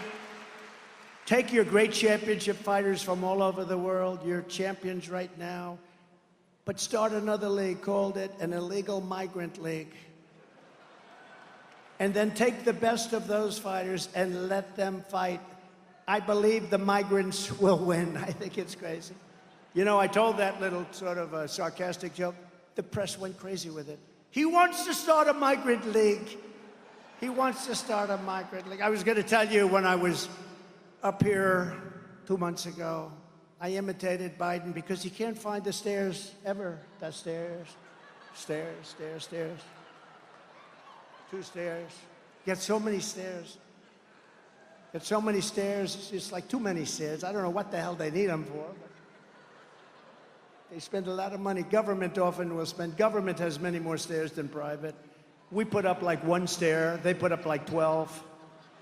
But you always have a lot of stairs, so I'm imitating him, and I'm being funny, and I think I'm being so funny. And I had a tremendous crowd. We had 42,000 people, and I'm saying to the people, you know, when Biden gets off, do you ever notice? First of all, he doesn't make long speeches like that. Second of all, even though he can't read a teleprompter, he never goes off the teleprompter. It's a mess. It's a mess. And I was telling the people, I said, you know, do you ever watch when he's finished with his 2-minute speech? It never lasts more than 2, maybe 3 minutes. 3 is like a long speech. He goes, and he'll point at a stair. And then he'll walk.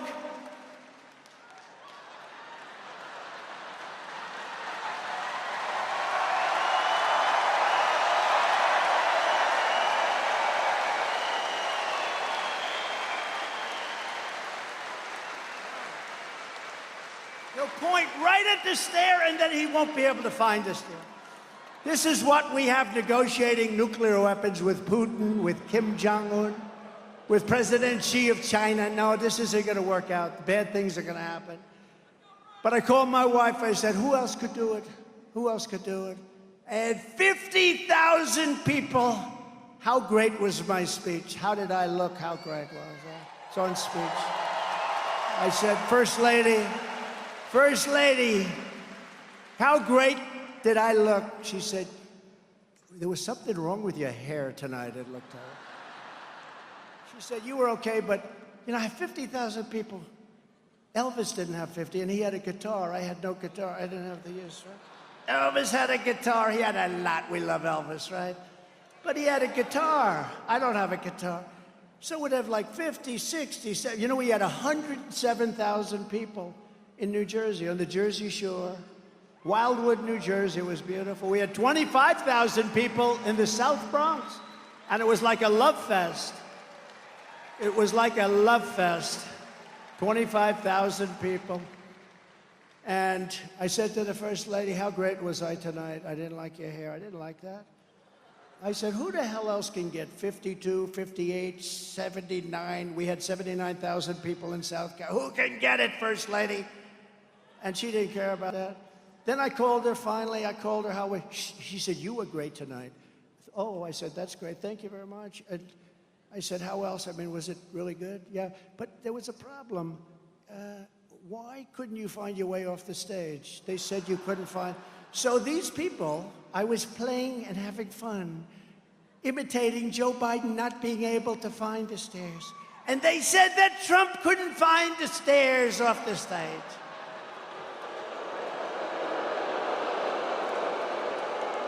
So I have to be very careful. Tonight I'll have a very bad night because I haven't done that little routine in a long time because of that. You were good, but you know, it looked really bad at the end, darling. You couldn't find the stairs. What's wrong with you? No, I can find the stairs. I'll let you know when it's my time not to find the stairs. I'm going to know. And I'm going to call Tom Emmer. I'm going to say, Tom, it's about time for me to go, okay? Nobody's going to have to tell me. You know, I get up and I don't even read the teleprompters most of the time. So I'll do 80, 90% of the speech off teleprompter. And they'll say, he mispronounced a word. He mispronounced a word. They had a word the other day, crooked. I said cricket, you know. And rather than go back and, I don't like to go back because going back means you made a mistake. You just blast through it. He didn't know how to pronounce the word crooked. I've been saying it for years about these crooked politicians that we're dealing with. So you can't even make a little bit of a flub.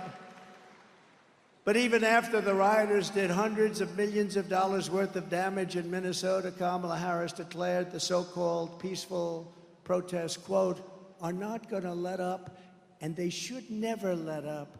We should continue to go forward. In other words, those protests were good. She thought they were wonderful. This woman will be a disaster as our president. This woman shouldn't even be a shot.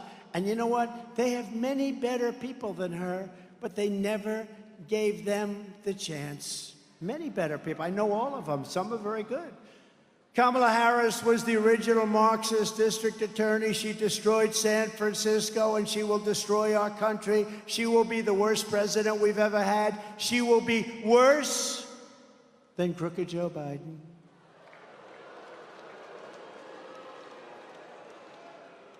The only thing is she won't have Hunter, so that will happen.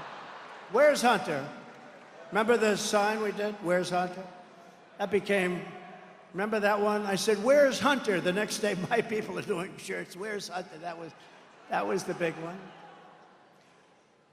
This one was good. Did you see I played golf with Bryson DeChambeau? Did anybody see it?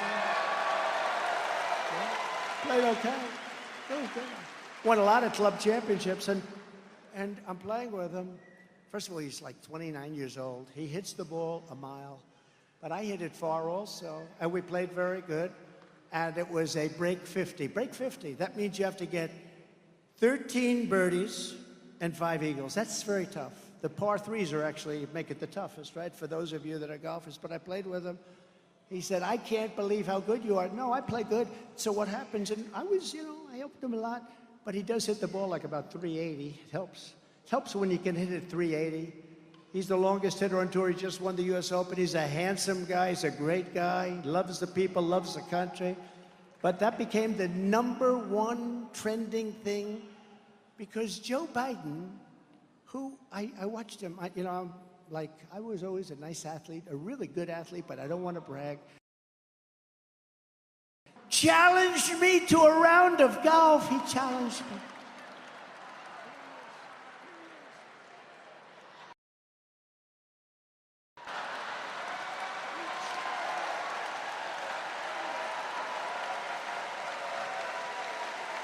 And I can hit the crap out of the ball. I'm good. I shoot good scores.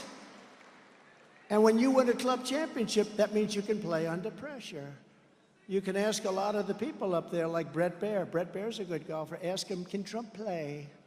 Ask a lot of the people. But can you imagine now, the whole thing with these people is they're con people. Misinformation. I challenge him to a round. I'll give him 3 strokes aside. He's gonna give me strokes. So I say, I will give you $1 million if you can break. He said he was a 6, right? During the debate. And then immediately he said he was an 8. I said, that was quick. If we keep going like this, he'll be a 30 in about 2 minutes. I was a 6 handicap. I was an 8 handicap. I said, how the hell did that happen so fast, right? He's not a 6, he's not an 8, and he's not a 30. He cannot break 100. I know. I can look at somebody and I could look at their swing. He can't break 100, but I offered him $1 million. Now, as a 6 handicap, you can easily break 100. I said, I'll take you to any course you want, from the blue tees, which are, just moderate tees. I would give you $1 million if you can break 100. He decided to turn me down. He turned me down. Then I said, I'll give you 10 strokes aside. I'll give you 10 on the front, 10 on the back. I'll give you 20 strokes. I'll give you $1 million if you can beat me. He has no chance, okay, no chance. He didn't.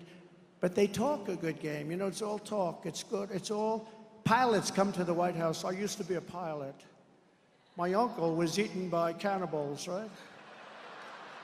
Even though the stories say, no, he went down in a crash. But my uncle, if the truck drivers come in, I used to drive a truck. It was a very big truck. These people, I'm telling you, they are so bad. They're so bad. They're just evil people. But more importantly, they're destroying our nation. Nobody respects them. Everybody laughs at them. We're like a bunch of fools. We have a man that can't put 2 sentences together, and now we're replacing him with worse than he is, a dangerous person who's not smart. She couldn't pass a law exam, right? Have you heard that? These are minor details. She couldn't pass a bar exam. She took the bar exam. She couldn't pass it. She thought she'd never be able to pass it. This is what we have wanting to be up. Other than that, she's a very fine woman. I'd like to make that statement.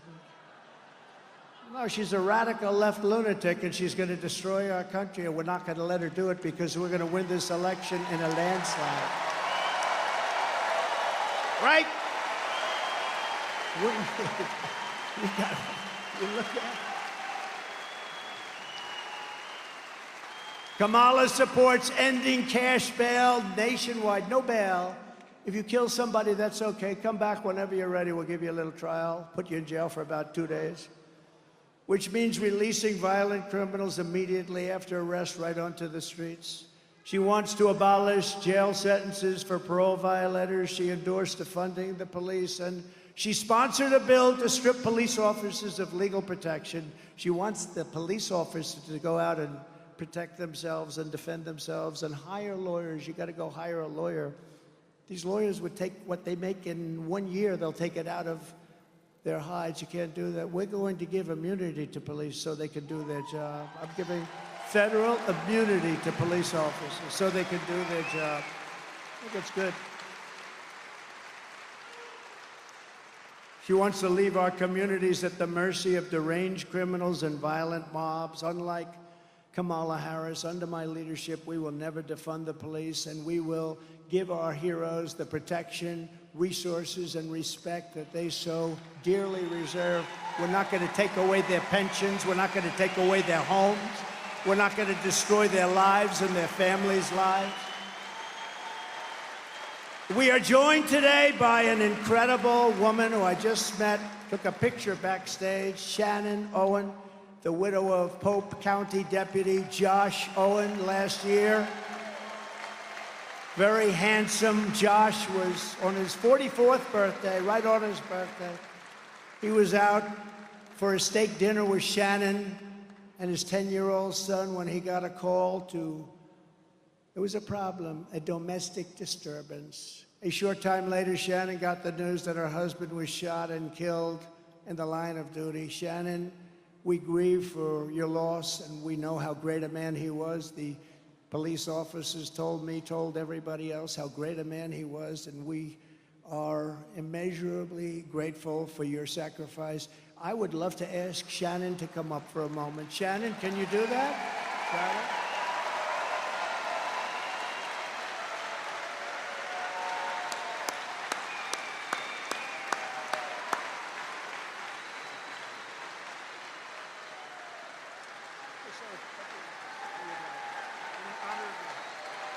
Thank you, everybody. Sorry you couldn't hear me that well earlier. I hope you can hear me now. I really appreciate you giving me a chance to talk about Josh. There's so many of them out there right now that need our help, though. We need to back the blue.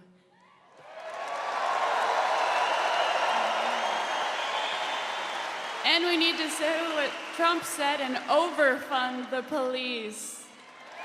Thank you.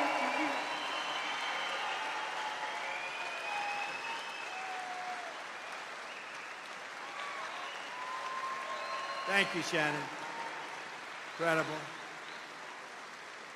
Beautiful family that has to go through that. When I'm president, we will always stand with the men and women of law enforcement and their families, and we will have the backs of our police officers 100% of the time, and they will stop crying. As we secure our communities, we will also secure our border. On my very first day back in the White House, I will terminate every single open border policy of the Biden-Harris administration. And we will seal the border, and we will stop the horrible invasion into our country. It's an invasion. You know, I built hundreds of miles of border wall. If we didn't have that, but then when we left, we were going to add an extra 200 miles, actually, much more than I said we were going to do. Close up certain sections that we had to be, for legal reasons, keep open for a little while. And they didn't want to do it. I said, wow, they don't want to do it. Does that mean that they actually want? Nobody thought they really wanted open borders. They talked about open borders, but nobody thought that could be possible. But they wanted open borders. We couldn't believe it. No person in American politics has been more of an open border zealot than borders are. Harris, this was an open border. She was talking about open borders for a long time before anybody was even listening. You have to see her tapes and her statements that she made a few years ago before this fell into her lap, I guess you could say. Very undemocratic. Kamala supported abolishing ICE, and these are incredible patriots. These are tough people that go into a pack of MS-13 gang members in Long Island, and you see the fists flying and everything flying. The MS-13, they killed two young girls, 16-year-old girls, walking to school, and they cut them up with a knife because they didn't want to use a gun because it's too fast. They cut them up, two beautiful young kids going to school. They cut them up. And MS-13 is probably the most violent of the gangs, although now we have some coming in that might make them look good. But what happened is ICE went in, saw them. These guys walked right into the middle, and they start swinging.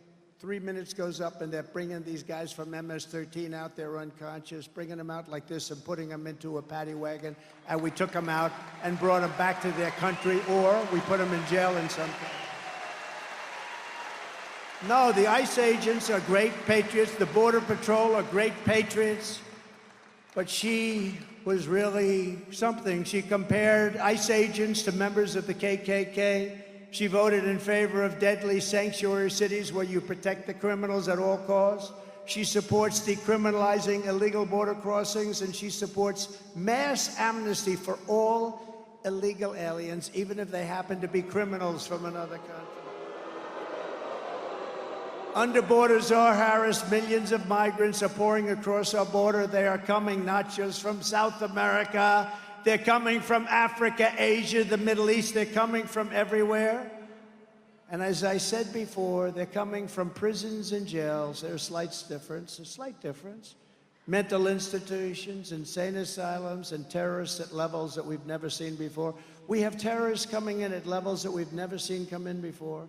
You know, the Border Patrol did a statement on terrorism and terrorists. They said in 2019, one of my 4 years, now I think they were wrong on this, but I'm going to tell you anyway, I love it. They said 0. They had 0. Is that right? I think, Paul? They had 0 terrorists coming in the year 2019. Now, I think they were wrong because I don't know how that could be, but they had 0. Now they have thousands and thousands of the hardest, meanest terrorists coming in, and it's not going to end well, but we're going to go right to work and we're going to get them the hell out of here. And you know who knows who they are? The local police.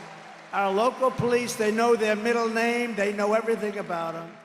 Meanwhile, our crime rate is going up while the crime statistics all over the world are plunging, because all over the world, unless they're run by very stupid people, they're taking their criminals and they're dumping them. We're like a dumping ground. They're dumping them into the United States. So Venezuela, crime is way down. The criminals are almost gone. The jails are half empty. The only difference, if I were running Venezuela, I would have had the jails 100% empty by now. I can't believe they're just going a little slower than we thought. Many countries right now, there's a certain country, I don't want to mention it because the head of the country, the president, South American country, but again, they're all over the world. He's getting great publicity that he's done a wonderful job on crime. He's done a wonderful, wonderful job. He's convinced everybody to live together, and I believed it. Like for 2 years, I'm reading about it. I go, oh, great story in the New York Times, great, great, great, wonderful. Then I realized he's taking his criminals, he's dumping them into our country. But he's doing it differently than some of the others. In Venezuela, they brag about it. He liked to say that he did something with a social experiment. A criminal is a criminal, and they generally stay a criminal, and we don't have time to figure it out. But we're not going to take criminals, and we're going to get rid of the criminals that we've been given by all these countries from all over the world. Under borders are harassed. Our communities are being ravaged by migrant crime. Earlier this year, a 15-year-old girl in Massachusetts was raped by a migrant who Biden and Harris flew into the United States. How about that? We're stopping them at the border. We're fighting. The Border Patrol guys are stopping them like crazy at great danger. And then we find out they have airplane flights over the border with thousands and thousands of people landing into the middle of our country. They're flying them then in airplanes into our country. So they don't want to stop them. They never will stop them. Nobody understands what good can come of it. Nobody understands why they want to have open borders, because there's nothing good. The only thing they can do is they are trying to register people to vote. That's the only thing we can say. These are not stupid people. Anybody that can cheat on elections like they cheat on elections, these are not stupid people. But you say, why would they want to have open borders and have criminals and mental patients coming into our country? The only thing is, and I'm seeing it more and more, they're fighting like hell. They want to register these people to vote, and we have got to stop it. We can't let them do it. That's the only thing. There's no other reason that they could want this. In upstate New York 2 months ago, another 15-year-old girl was attacked by an illegal alien they let in, assaulted with a metal pipe, abducted, driven to an isolated area, raped and killed. And in Texas last month, 12-year-old Jocelyn Lungari was tied up, sexually assaulted, and strangled to death by 2 illegal aliens who Biden and Harris released into the United States. They didn't want him to go out. They fought like hell to keep him here. They killed this beautiful young girl. Kamala Harris's deadly destruction of America's borders is completely and totally disqualifying for her to be president. You can't have a person like this as president. No person who deliberately releases these kinds of savage criminals to prey on our youth and our people, not just youth, elderly people too, are tremendous targets, should ever be trusted with power. Again, she has no clue. She has no clue. She's evil. The one job Kamala had was the border. That's the only job, and it was the biggest disaster in all of border history. And I'm not talking in this country, I'm talking all over the world. There's never been a border where people cross by the millions and millions. A third world country would stop it, even if their people had to use sticks and stones. They'll use sticks and stones. Nobody's going to allow that to happen, what's happened to our country. We're pleased to be joined today by the current leader of the National Border Patrol Council, a great guy, Paul Perez. And I'm just going to ask Paul to come up to the stage for 1 minute. Paul, please.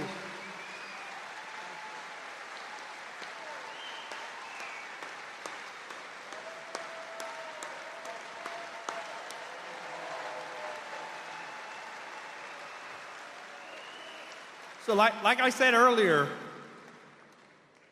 I worked under 3 Democrats, 2 Republicans. Everybody talked tough on the border.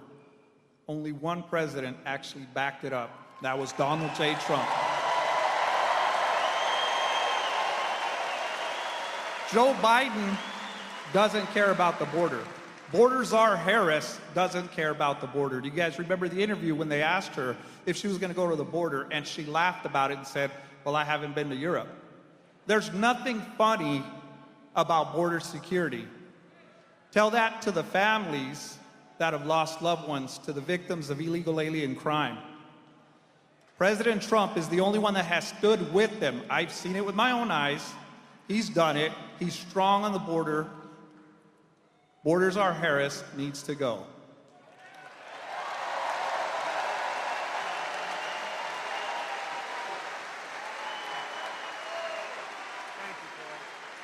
Thank you very much.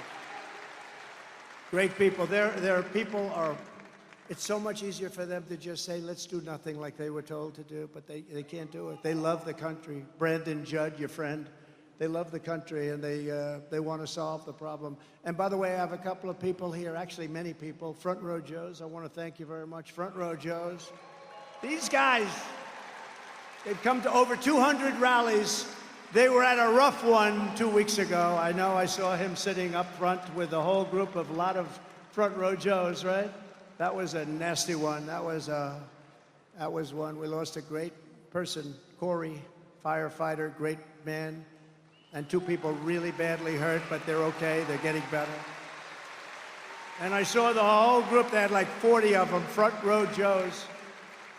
And I don't know where they get the money. They must be rich as hell, but they follow us all over the place. And we love you guys. Thank you very much. Thank you very much. You know, the amazing thing about that night, and I don't talk about it. I told you during the convention, I said, I don't want to talk about it. But one thing that was so amazing, the people that were sitting behind us, we had thousands, tens of thousands of people, but they're mostly here. The people behind us, when this incident took place, nobody ran. And crowd control people will tell you when there's a shot fired, and people know a shot. It's much different sound than firecrackers and everything else. Much different. They know, especially the people that we're talking about from that section, they know a shot better than anybody. And a shot was heard, and then another, then another, then another. They saw I was in trouble. I went down. But I grabbed, I looked, I said, wow. But a shot was fired, and when you look at that tape, nobody ran. They saw I was in trouble. This is the most incredible movement. These are the most incredible people. They saw. They were right here.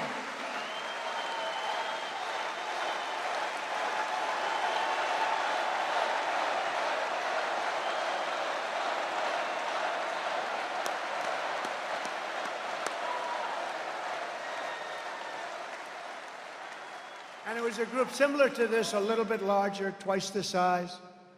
And those people, and there was one guy, I got to meet him.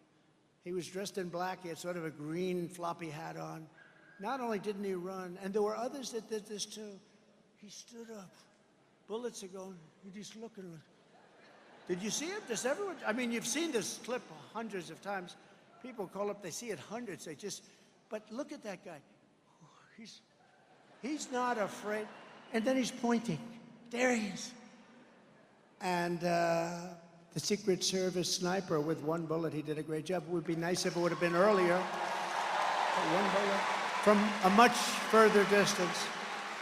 And let me tell you, the Secret Service is taking a lot of heat, but I was under fire, and I was down, and I was here, and they came rushing, and there were bullets coming at us because it was whizzing over my head. And I don't know how they didn't get hit, but they had 7 or 8 guys that absolutely, you talk about bravery, they jumped on top of me, they shielded my body. I mean, to a point that was amazing. And we have to remember that too. We have to remember. They understand they made some mistakes, but I'll tell you what, bravery was incredible because those bullets were flying. They were flying nasty, and it didn't stop them. You saw how fast they moved.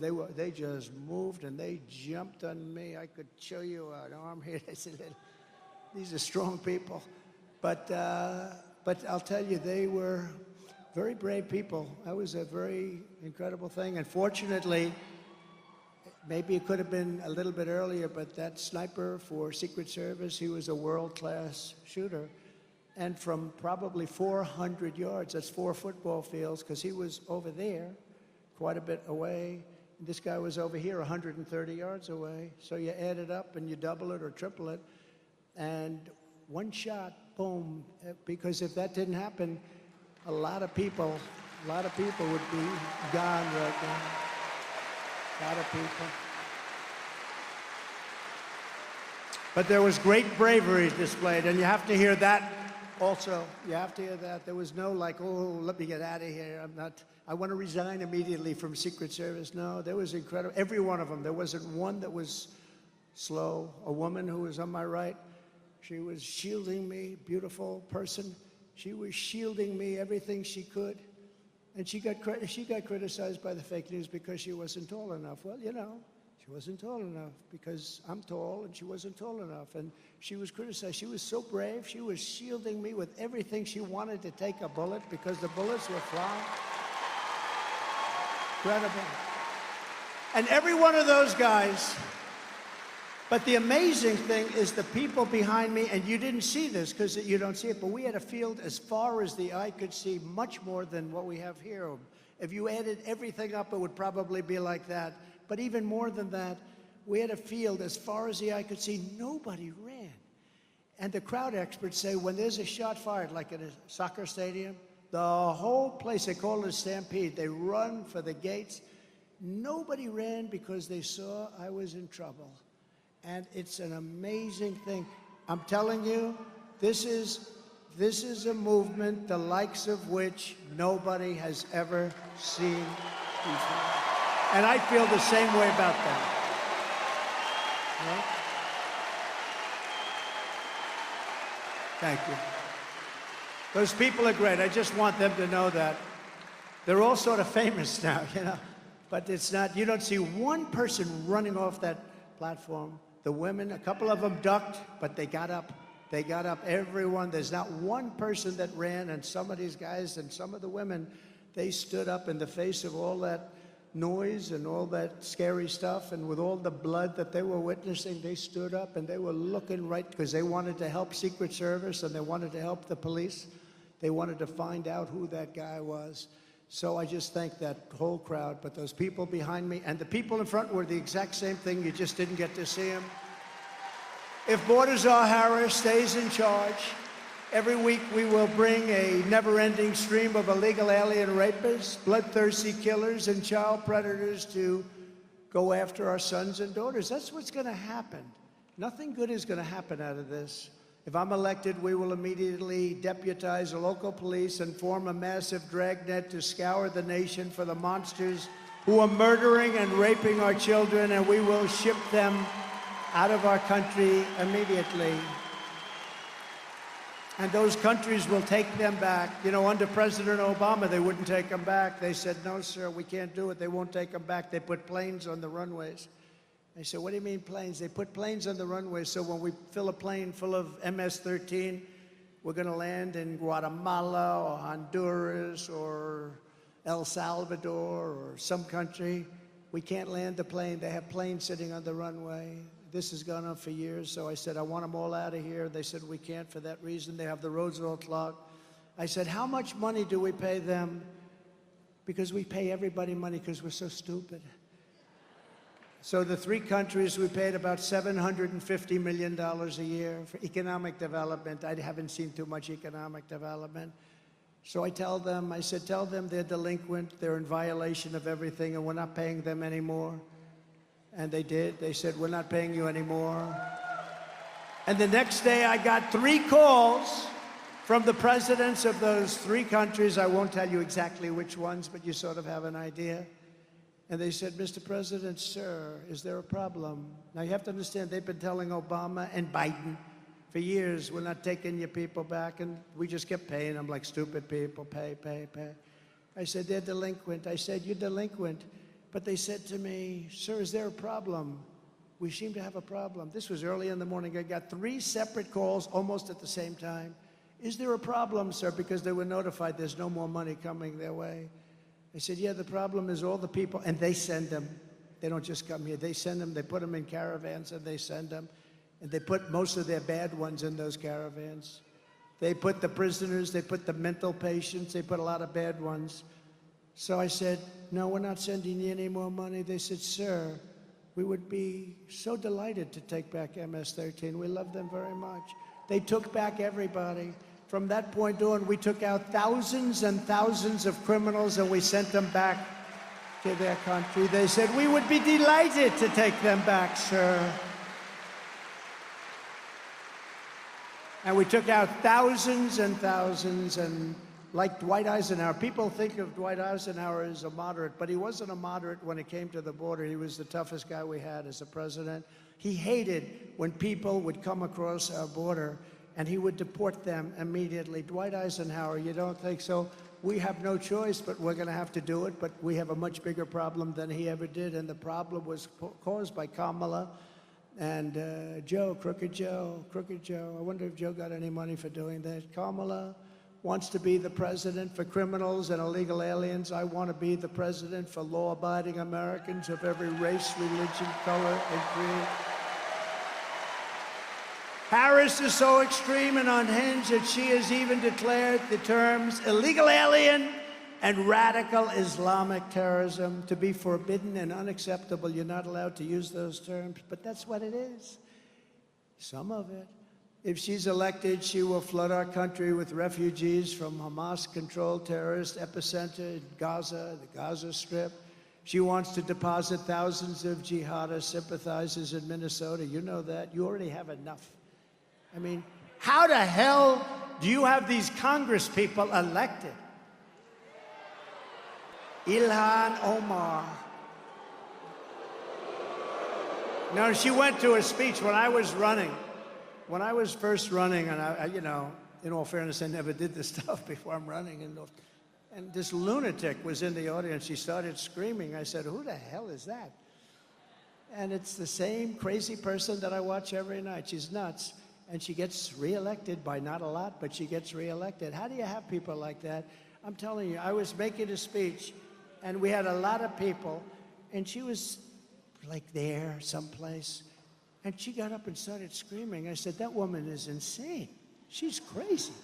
And you know what? She's become like a major voice in Congress. Can you believe it? She's a sick woman, and she's destroying your state. She's hurting our country, and we shouldn't be electing people like that. They want to turn the Middle East. Remember this. They want to take a look at the Midwest. They want the Midwest to be just like the Middle East. That's what their plan is. Let's turn the Midwest into the Middle East. I think that's not going to work out. But we do not need a jihad in the United States of America, and we're not going to allow it. We're going to do something about it. We're going to be strong. We're going to be brave. We're going to be smart. We're going to listen to Tom Emmer and Pete and all of the other. You got great people in this group, I tell you. You have great people. And we do not need more people who want to burn our flag. I watched yesterday and the day before, they're burning our American flag. And I said, I know they say it's unconstitutional. Well, make it not unconstitutional. You burn our American flag, you should get immediately mandatory 1 year in jail.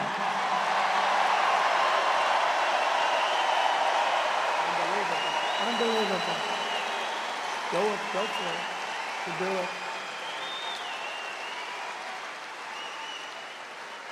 On day one of the Trump presidency, I will restore the travel ban, suspend refugee admission, stop the resettlement, and keep the terrorists the hell out of our country. We're not going to have terrorists in our country.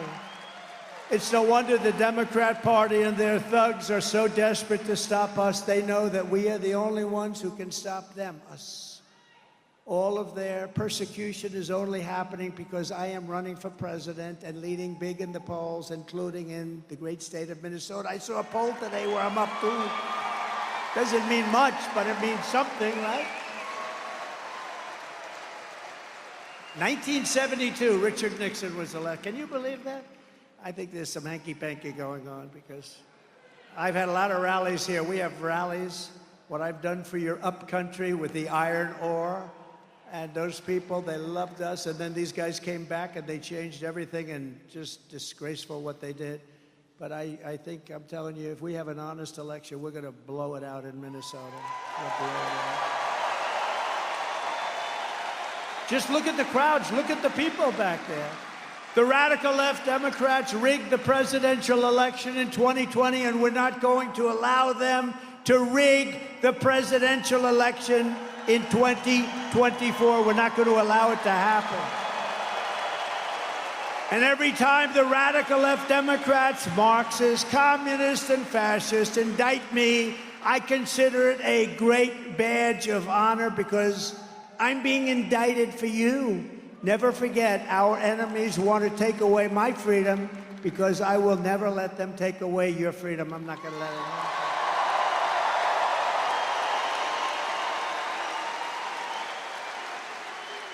I say this, I got indicted more than Al Capone.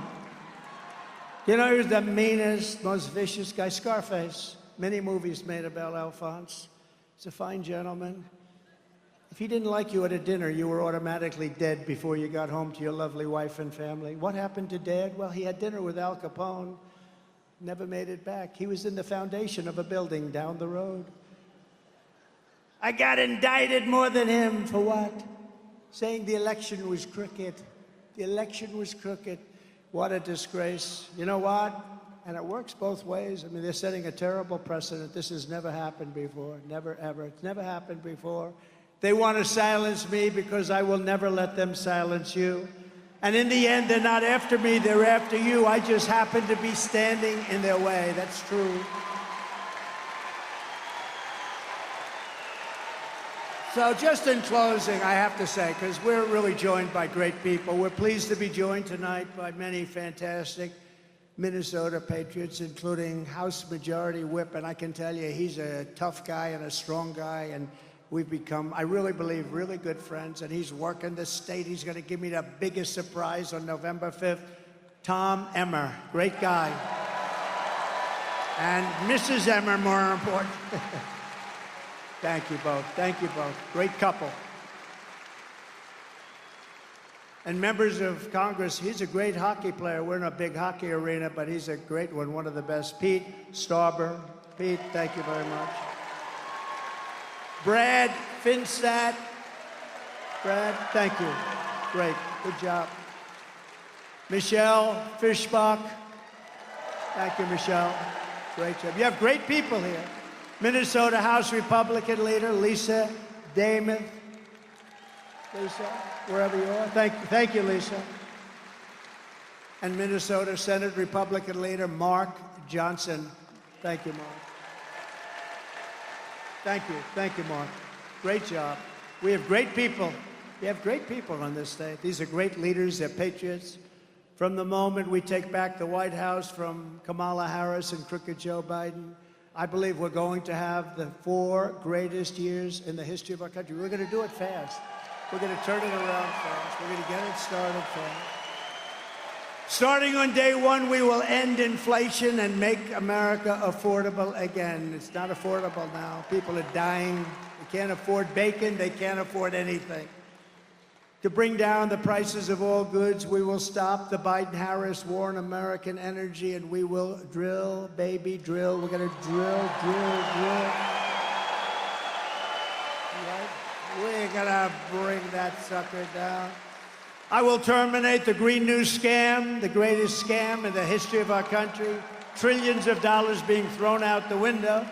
And I will end the Biden-Harris electric vehicle mandate on day 1. And I love electric cars. Elon Musk endorsed me. Elon is a great guy, endorsed me, but he understands this is right. There's a great place for electric cars, but not 100%. Some people like to drive long distances. There's an expense problem. There's a made in China problem. But I'm a big fan, but it's a different kind of a market. They want every car to be electric. You know, they built in the Midwest 8 charging stations. Think of it. It's like a gas pump with electricity. They spent $9 billion building 8 charging stations. Now they have another 24,000 charging stations to go, so based on that, it's like $10 trillion. The whole thing is crazy. We will pass massive tax cuts for workers, and that includes no tax on tips. No tax on tips. And that'll be done immediately. Immediately. To protect Minnesota workers, I revoked China's most favored nation trade status. Think of it. China has a clause in all its agreements. We are a developing nation. We will be giving much more favorable terms than the stupid United States, which is represented by stupid people. That will be revoked. I had it revoked, and then they gave it back.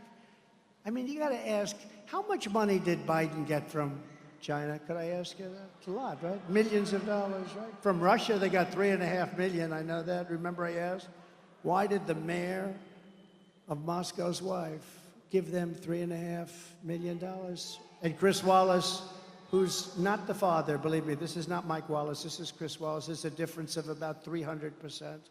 But Chris Wallace said, you can't ask a question like that. 6 months later, it turned out to be a big question. No, he got $3.5 million from the mayor of Moscow's wife.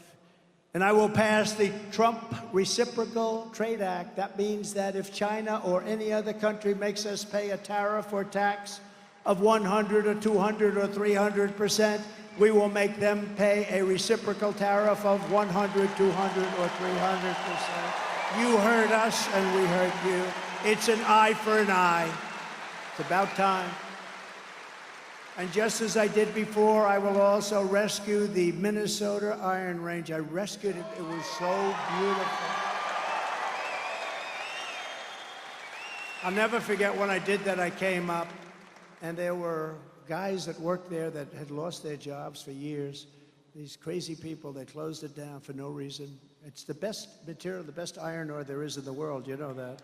The best in the world. And it's unlimited. It's not like, oh, gee, unlimited. And I met 4 guys that were so tough. They never cried, maybe when they were babies, you know, like at 1 or 2. But after 2, all 4 of them were crying. They were standing there bawling like a baby because I rescued their jobs. I gave them something that should have never been taken away. And they were doing great. And then Biden comes in. He has no idea what he's doing. And in his first week, he closed it. His first week. What a shame, but we're going to have it open. Tell those 4 guys, if you happen to meet them, no reason to cry. We're going to get it open again, all right? This is the first time they've cried maybe ever in their whole lives. They were rough-looking suckers, let me tell you. 4 years ago, I saved the Iron Range from the radical left, but the Biden-Harris administration shut the Iron Range down. You know, they did it immediately, imposing a brutal 20-year mining ban on 250,000 acres. But I will end that mining ban. We'll do it together, Tom. We will end that ban in about, what do you think, about 10 minutes? I would say 10 to 15 minutes, right, Pete? And tonight I pledge to Minnesota miners that when I'm reelected, I will reverse the Biden-Harris attack on your way of life, and we will turn the Iron Range into a mineral powerhouse like never before. That's what it is. It's a minerals powerhouse. Before I even arrive at the Oval Office shortly after we win the presidency, and I say we win, we're winning this together, I will have the horrible war between Russia and Ukraine settled, and I will do something that nobody else will be able to do because we're closer than ever. You see that today? I will prevent World War III. I will prevent it.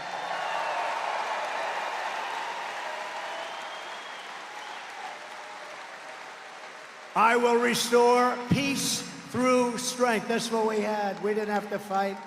You know, I knocked out 100% of the ISIS caliphate. Did it in 1 month. It was supposed to take 5 years. We have the greatest military in the world, and they're not woke.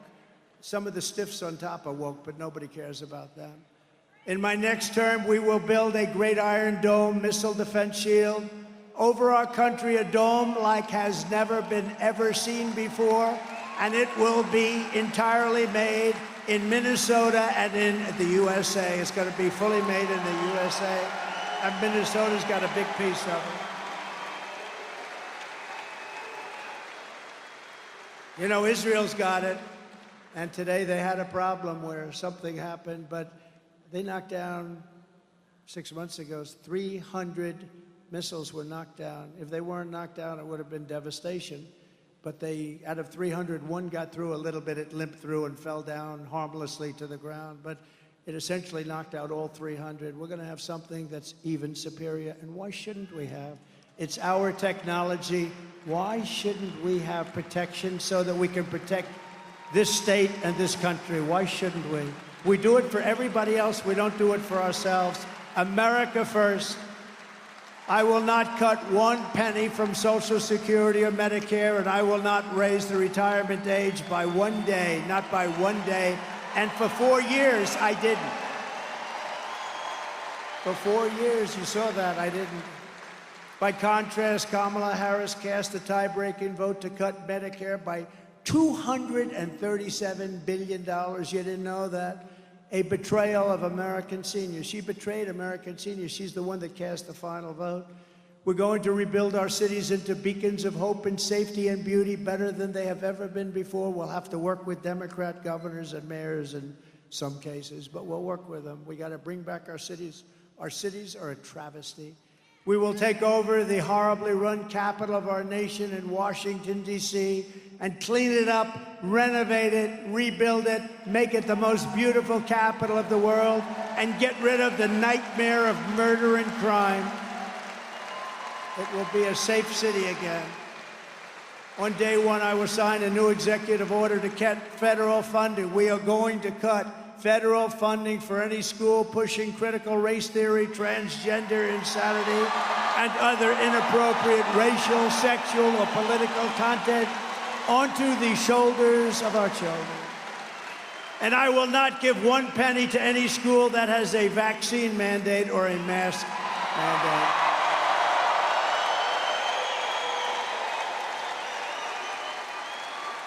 And I will keep men out of women's sports. And I will fully uphold our Second Amendment, which, as you know, is under siege. As you know, I got the full and total support of the NRA. They totally endorse me and support me, but it is under siege, our Second Amendment. And nothing happened with us. We kept it, and we will keep it. You need it. You have to have it for protection and many other reasons. We will protect innocent life, and we will restore free speech, and I will secure our elections. Our goal will be one-day voting with paper ballots, proof of citizenship, and voter ID. Very simple. But until then, Republicans must win. We got to win, win, win. We want a landslide that's going to be so successful. It's very hard. We got to win by a lot. We're going to do the too big to rig. Don't laugh. That's a nice little statement, but it means a lot. If you want to save America, get your friends, get your family, get everyone you know to vote early, vote absentee, vote on election day. I don't care when you vote, but you gotta vote. You gotta go out and vote.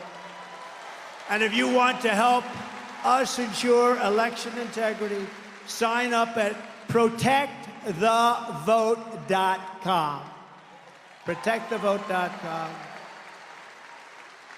So in conclusion, from Rochester to Duluth, from Marshall to Minneapolis, from St. Paul to right here in St. Cloud, this state was pioneered by men and women who braved the wilderness and the frontier to build a life for themselves and for their beautiful families. They were farmers and miners, manufacturers and shipbuilders, soldiers and lumberjacks. And they helped build this country into the single greatest nation in the history of the world. But now we are a nation in decline. We are a nation in decline. Can you believe we have to say that? We are a failing nation. We are a nation that has no respect around the world. They laugh at us. We are a nation that has lost its confidence, willpower, and strength. We are a nation that has quite simply lost its way. But we are not going to allow this horror to continue. Less than 4 years ago, we were a great nation, and we will soon be a great nation again.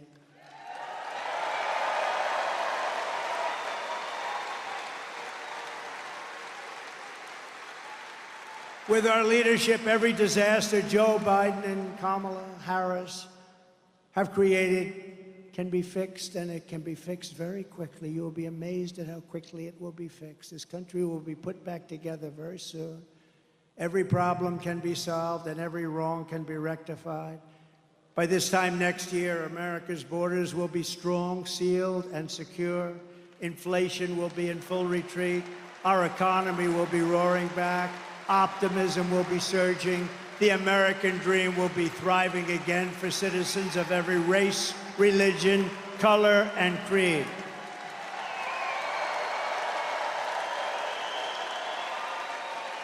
Law and justice will reign all throughout our land. You'll be safe again. You'll be free again. Freedom will be restored. The flame of liberty will be burning bright. Joe Biden and Kamala Harris, the worst administration in the history of our country, will be a fading memory of the past. They will be a fading memory. And our great silent majority, including the once forgotten men and women of our country, will be the ones shaping America's magnificent future when I am the 47th President of the United States of America.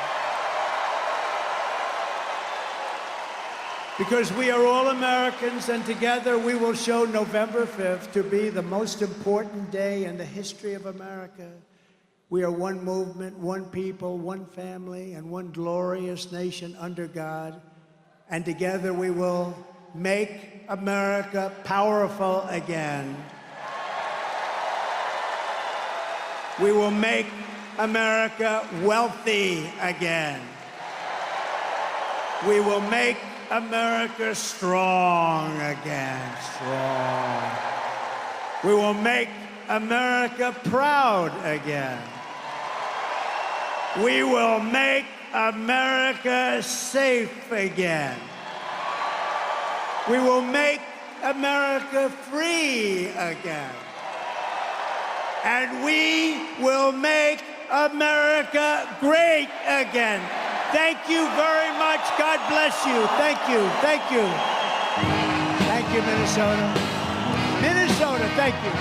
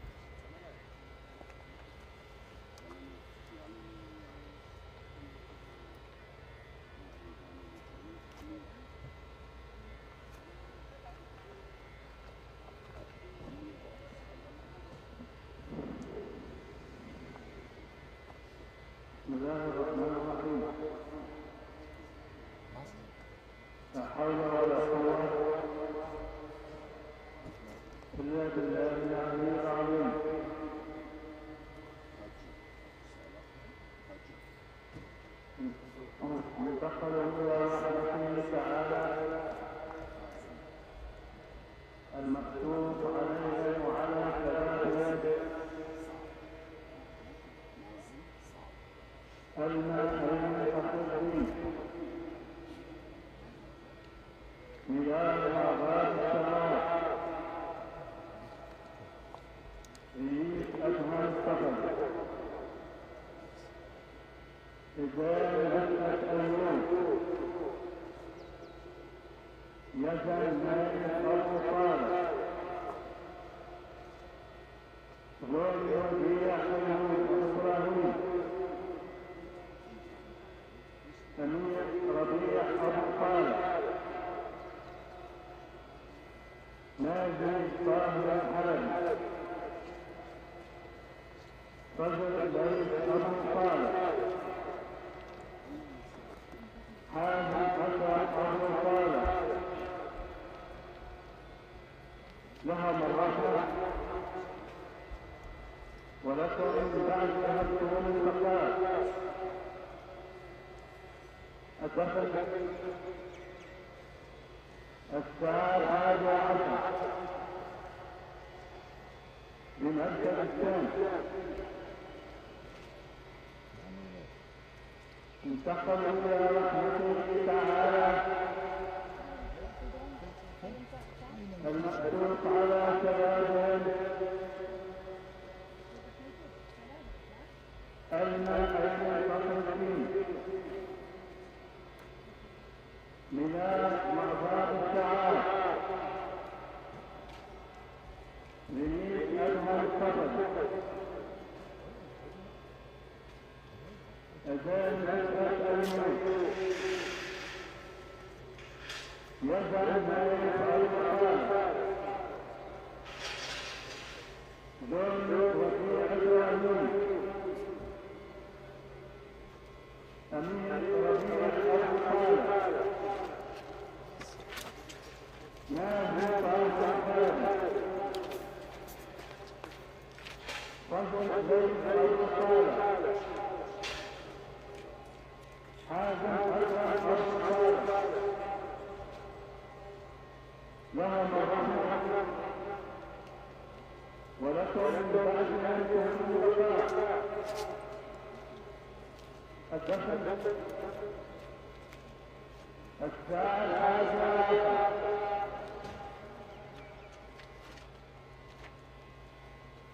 انتقلوا إلى رحمته تعالى المحطوط على شبابهم الماء المتصل فيه مياه